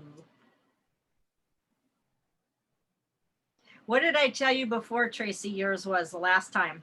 Do you remember? I don't even remember. I can't Okay. believe it. Yeah. 1200 something? Yeah, because it's way past that.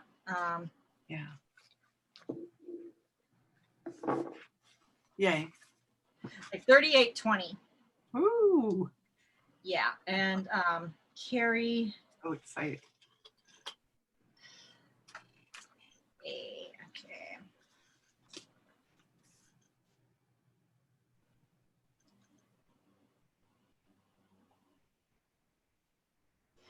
2412. Nice. Mhm. Yeah, I'm and a little under the weather, so I'm not surprised. oh, okay. Well, You know, 2,412. Mhm. So you're like 2,000 points more than probably one of the highest people I usually get in my sessions. Oh, really? Yeah.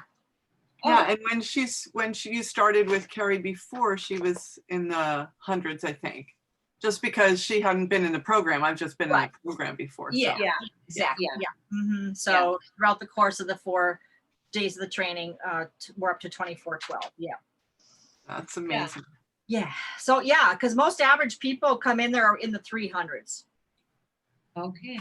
Is average if I just took everybody. If I get someone that's in the 400s, they've done work on themselves. They have been doing work on themselves. Now some people in the 300s, they're doing work on themselves too. So maybe they were in the 200s and they've been working, but 200s, they're not doing a whole lot. Maybe they've done a couple shows and they've had some people working on them, from the shows, a couple packages or something like that. And they're just finding themselves, finding what works for them, maybe finding the right healer or finding whatever, right? But a lot of people in the 200s, they're not even thinking that they need to work on themselves, Right. the lower 200s, right? So really, it's sad to say, but I don't think those are our clients, really. If they're not going to get it, we can't be spending time. We have to spend our time on the people that get it pretty much, and where we can have most effect for change, right? So where can we get the most bang for the buck kind of thing, and it's not that I'm talking about, making the most money, although that's important.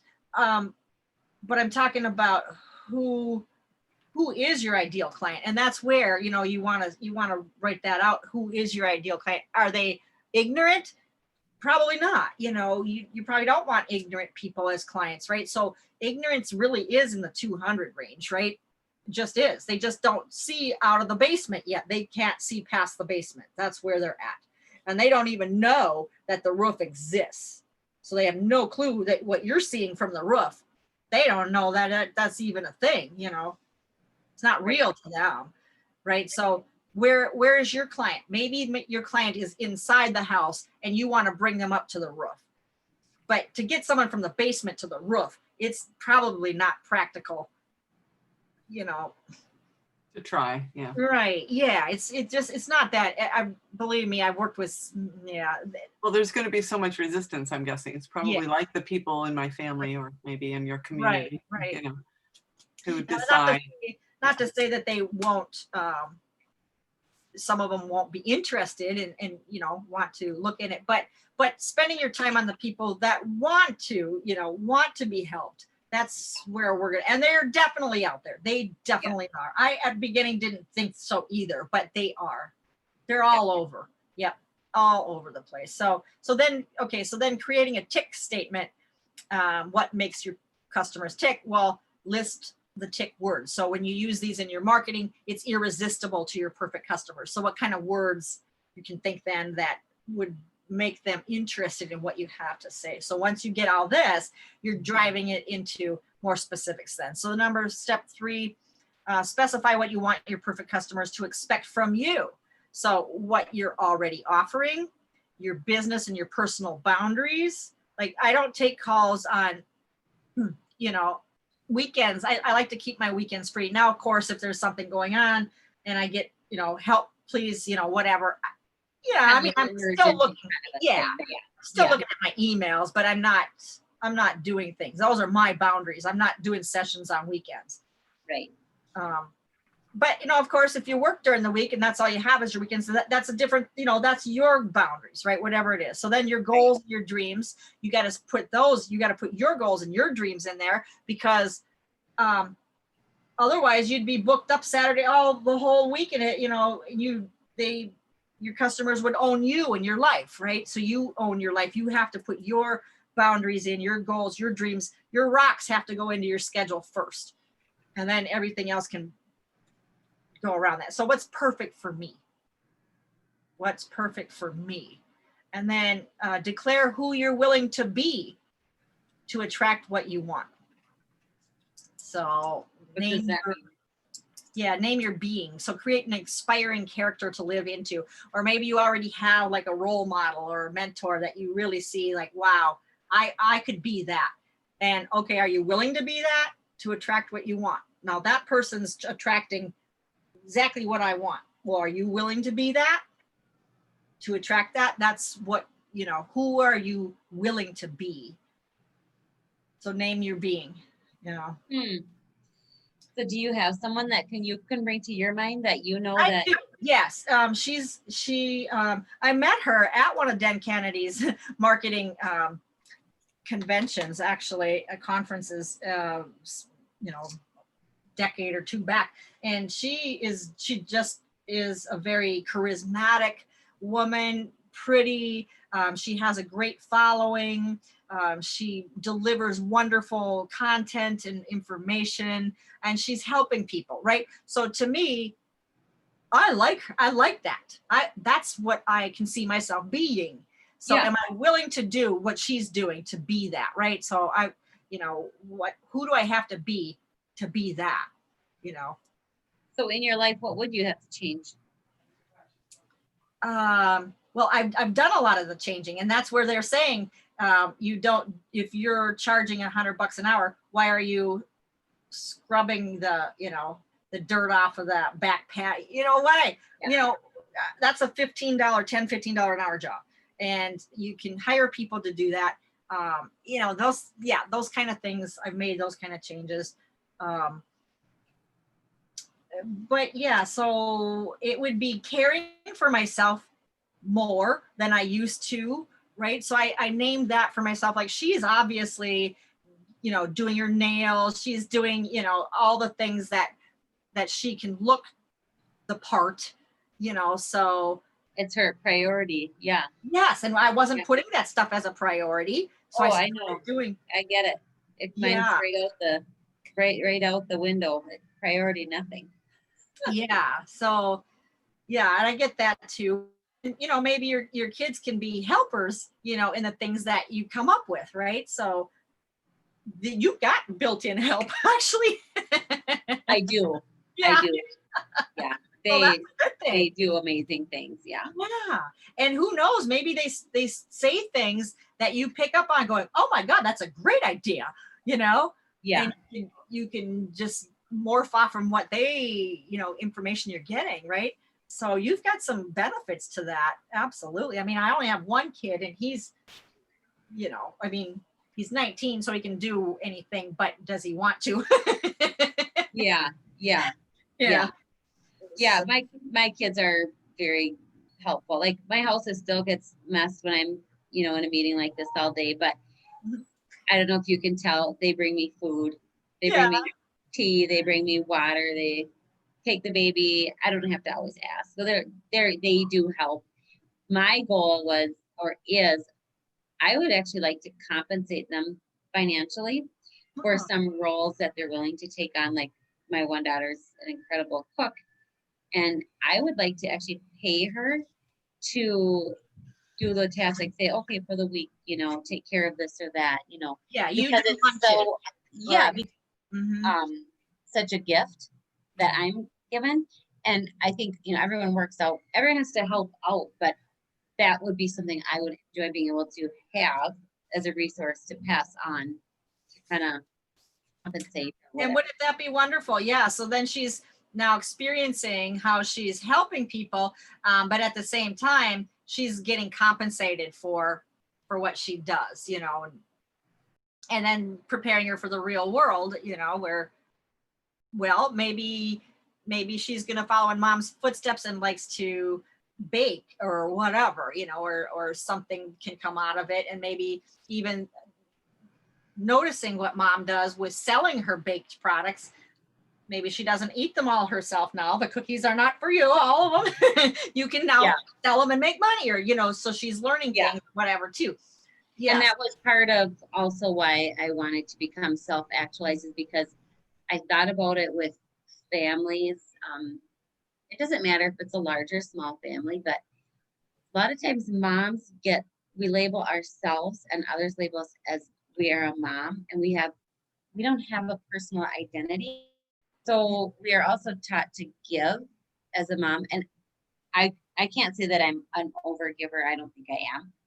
But at the end of it, I thought, I did kind of think about how would I want to model to my children what a strong woman would look like. And when I thought of that, I thought someone who is successful in business and successful as a mother and successful as a wife Yeah. and a caregiver, that you can. You're You muted yourself. you're muted again. Oh, excuse me. Just for the last second. My young son had to come show me his latest kill. It's deer hunting season, so we've had deer coming in, and it looks like a grouse, and you know, you name it, it's all walking through. The livers on the counter, and so It's a lot of food. yeah, they got to get busy canning this week. But yeah, you're what you just said, Carrie, that what a wonderful gift to be able to role model to somebody instead of looking like you're just a whatever. Yeah. Yeah, because you know, my oldest daughter is going for nursing, and she might go on for PA later. She's in her first year of nursing school, and my second says she's interested in maybe like not neurologist, but anyway, something, whatever. I can't think of it at the minute at this moment. But anyway, I thought, well, that's interesting that they have ambitions and desires, and that's healthy and good, and yet they have kind of always looked to me as a thing.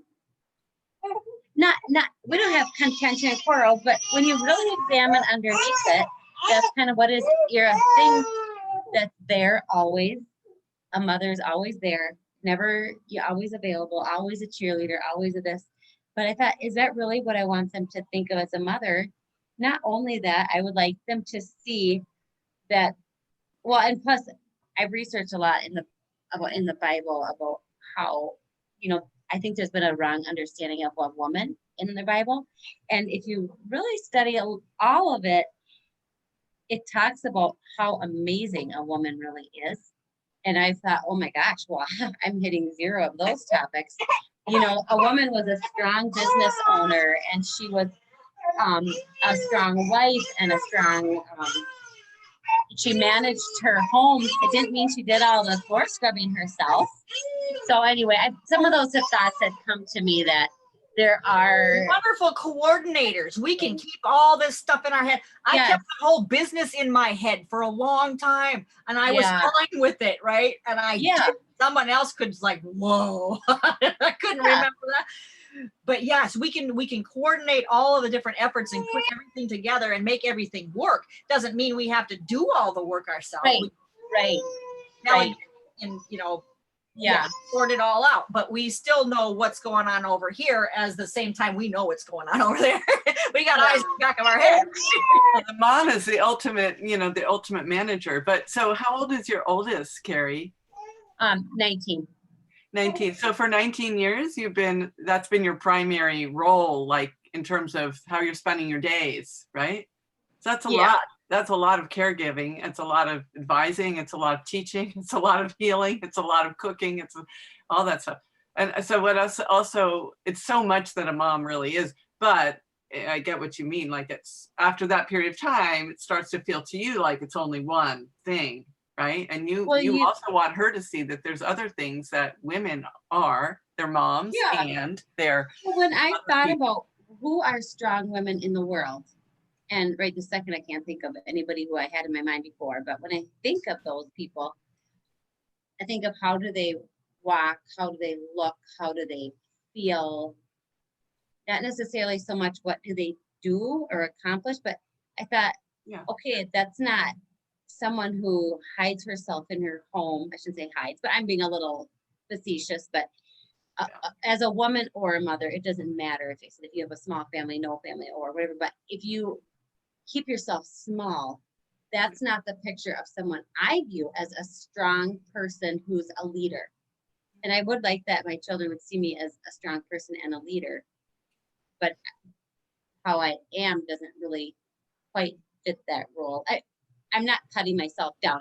There are things that, my kids know I'll go to bat for them so much they'll never tell me any problem they've had with anybody, because I'll probably go, do so bad. So yeah, I think they know I'm strong. Everyone's like, oh gosh, here she comes, look out. But really, as far as evolving into that type of role, it's I don't know, the whole thing's it feels like she's graduating into some new level of your life education, I guess. Not that you're mentally, intellectually need it, right. Somehow I feel like there's like a new phase that's turning over, right? You get that, Marlene. And I like the idea of paying your daughter, because not only for her, but like would talk about wealth clearings. It's like that you can afford to do that. And you're choosing how to spend your time, right? Your time not worth doing that. You've got other more valuable things, and not that she's less valuable than you, but you know what I mean. So that you can afford to pay someone, in this case, your daughter, who can learn from that, all kinds of things. And you also can bring in that energy of, I'm putting on my own oxygen mask first. And this doesn't need to be done by me, so I'm gonna, delegate that and pay for that, right? Like offer some exchange, showing that you can afford to pay for help, right? It's not that everyone who lives in this house, we have expectations. We all need to work together because we're a family unit. But for those extra things or things that they're willing to take on, it's like, that'd be really fun, because she enjoys it and it brings joy for all people. Then it's a benefit for everyone. But I got to get the income side going. Well, to me, that was like an indicator of the income thing too. Like I'm willing to and can afford to pay someone else to do these tasks. It was cooking. I got it wrong, I think, right? But And somehow to me, that feels like a shift for myself as well. Like Marlene said, yeah, she doesn't do any housework. Like you can have, when you decide it's okay for you to pay someone else to do it, it seems like a new leaf, right? Yeah. Like, Yeah. It's a lot of freedom in that thought alone. yeah. At first you have to break out of the thought that says, as I've heard people say about others, what in the world is wrong with her? Why would you have somebody come clean your house? And I'm thinking, yeah, sounds really fun sometimes, doesn't it? It does.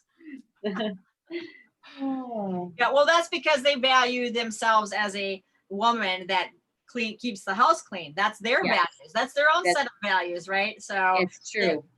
Putting that on other people, hey, that's you. You don't have to, tell me what makes me a woman. I've got other priorities, Yeah. And my husband never ever said once, I'd think of you less because you don't clean. No, he's probably more like, high time you quit all that. Here's my trick. I don't mess anything up. Well, see, yeah.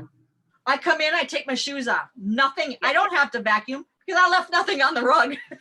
Yeah. Yes. Yeah. You don't mess it up. I did this when I was single once. Well, I was single several times, but one time when I was single, it was like I didn't have to clean anything because I didn't mess it. Okay, if I took something out, I put it back. I don't leave food on the counter. If I make a sandwich, or whatever, everything's back in the fridge, and there's nothing on the counter because I didn't make little drips on there. Right. I'm very meticulous. Nothing was dirty. I don't have to clean. That's me. That's me. Best way to do it. Yeah. I know my husband comes in, washes his hands in the bathroom. It's like, how did you just make that sink that was clean, dirty, like in one moment? Like, anyway. That's why. Okay. I'm sure with however many kids you have, it's hard to keep things clean, but yeah. Well, on a farm, we live on a farm, so in a gravel pit. So we have shovel loads of, gravel every day that we sweep up. Yeah. But we built our house so that I said, I'm building it so that I don't have to worry about it. We built it with, we have Brazilian cherry. It's a very hard floor. Oh, nice. It can take a lot of abuse. I'm not, I don't like it when they run across the house, but I'm not going to scream at my little kids all day long because I'm not interested in yelling at them. So you say, okay, well, let's not wear your boots in the house, but of course they come crying in because they skin their knee and there's dirt all over, and you just go, okay, but that's what I guess I'm willing to live with in that way. Eventually they'll grow up and it'll be different then, but yeah, that's the life of kids, for sure, whether they live on a farm or not, so. Yeah, if I didn't, I guess a person shouldn't have kids if you don't want any of that, because it's very stressful and it's not fun for a child either if you're always getting yelled at or something. Yeah. But anyway, so it'll be really fun to see how this all works. My family's really excited to see if it has, I'm able to have some change for them too, for some of their health challenges. So and this is going to be, that's why I said that you actually need to know how to do this with all your children. You have to do it yourself or teach them to do it, so you could actually have some helpers helping you do sessions and whatever, or doing some of the work for you. Like, okay, so now you got a clear bloodline. Okay.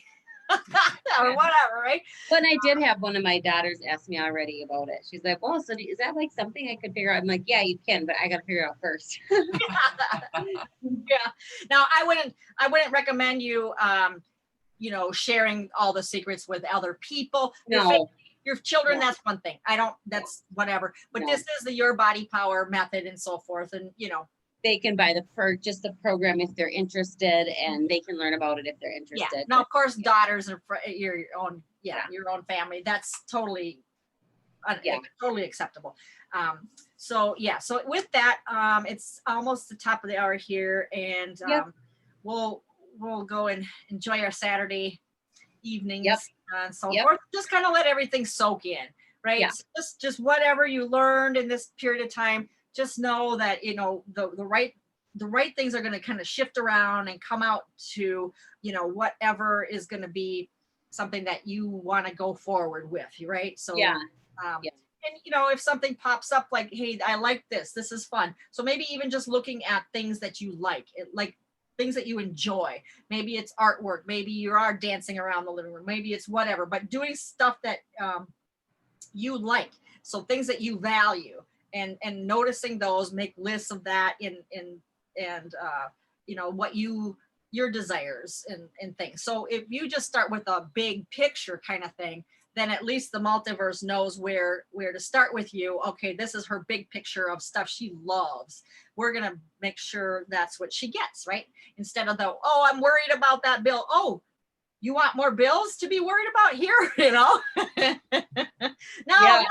No. Okay, so then go looking at beautiful art, go to a museum or whatever it is, you know, read a nice book or whatever it happens to be. So that's kind of, you know, just enjoying, noticing, being more aware, and then letting it kind of gel. And then we're going to come together. Let's make a time that we can put together a little plan for you based on the things that maybe came out, like after you did some of those exercises.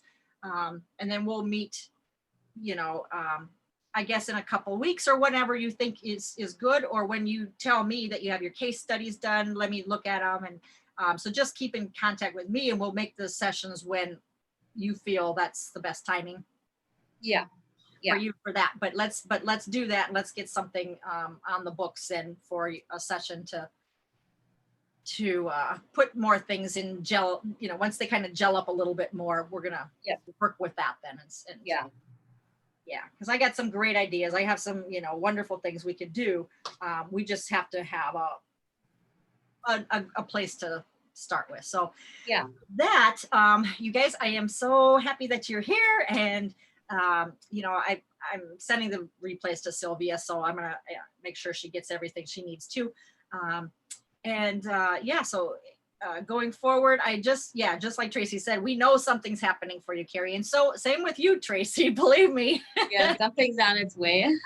Yeah, absolutely. Well, I need to do these. I feel like I still need to get clear on like where to start, basically, you know, and then maybe we can talk about it sometime, and then because I feel like and then figure out what the next step is to. Yeah. Okay, yeah, and we'll do a session with you then. So let me know when you're ready for that too. Yeah. Okay? Well, we have one coming up to discuss whatever else we've got working on. Okay, so then we'll do a next steps from there too. Yeah. Okay, all right. Well, enjoy your evening, and thank you. We'll see you guys in a. And I'll get the replays out. I'm gonna get all the replays on a one single page too for you guys. So you know. Great. I'll send them as I'm getting them anyway for this weekend. I got these to come. So, all right. And anything else I said I was going to send, I'll make sure that gets over to you. But then we'll look forward to December 4th. Make sure it's on your calendar. We'll come back together again in, not very long, huh? What day is it? A couple of weeks. Yeah. 3 weeks. Yes. So 3 weeks. Well, good. That'll be good timing to let it kind of soak in and get some practice and come back for another round. That'll be really enjoyable. Yeah. And if you want to meet before that, let me know too. Okay. Yeah. Okay. So, that sounds really good. However you want to work it. All right, you guys. Yeah. All right. My pleasure. All right. Bye-bye. All right. Thank you so much, Marlene. Oh, you're welcome. Yeah. Yeah. Nice meeting with you. Yeah. All right. Bye-bye.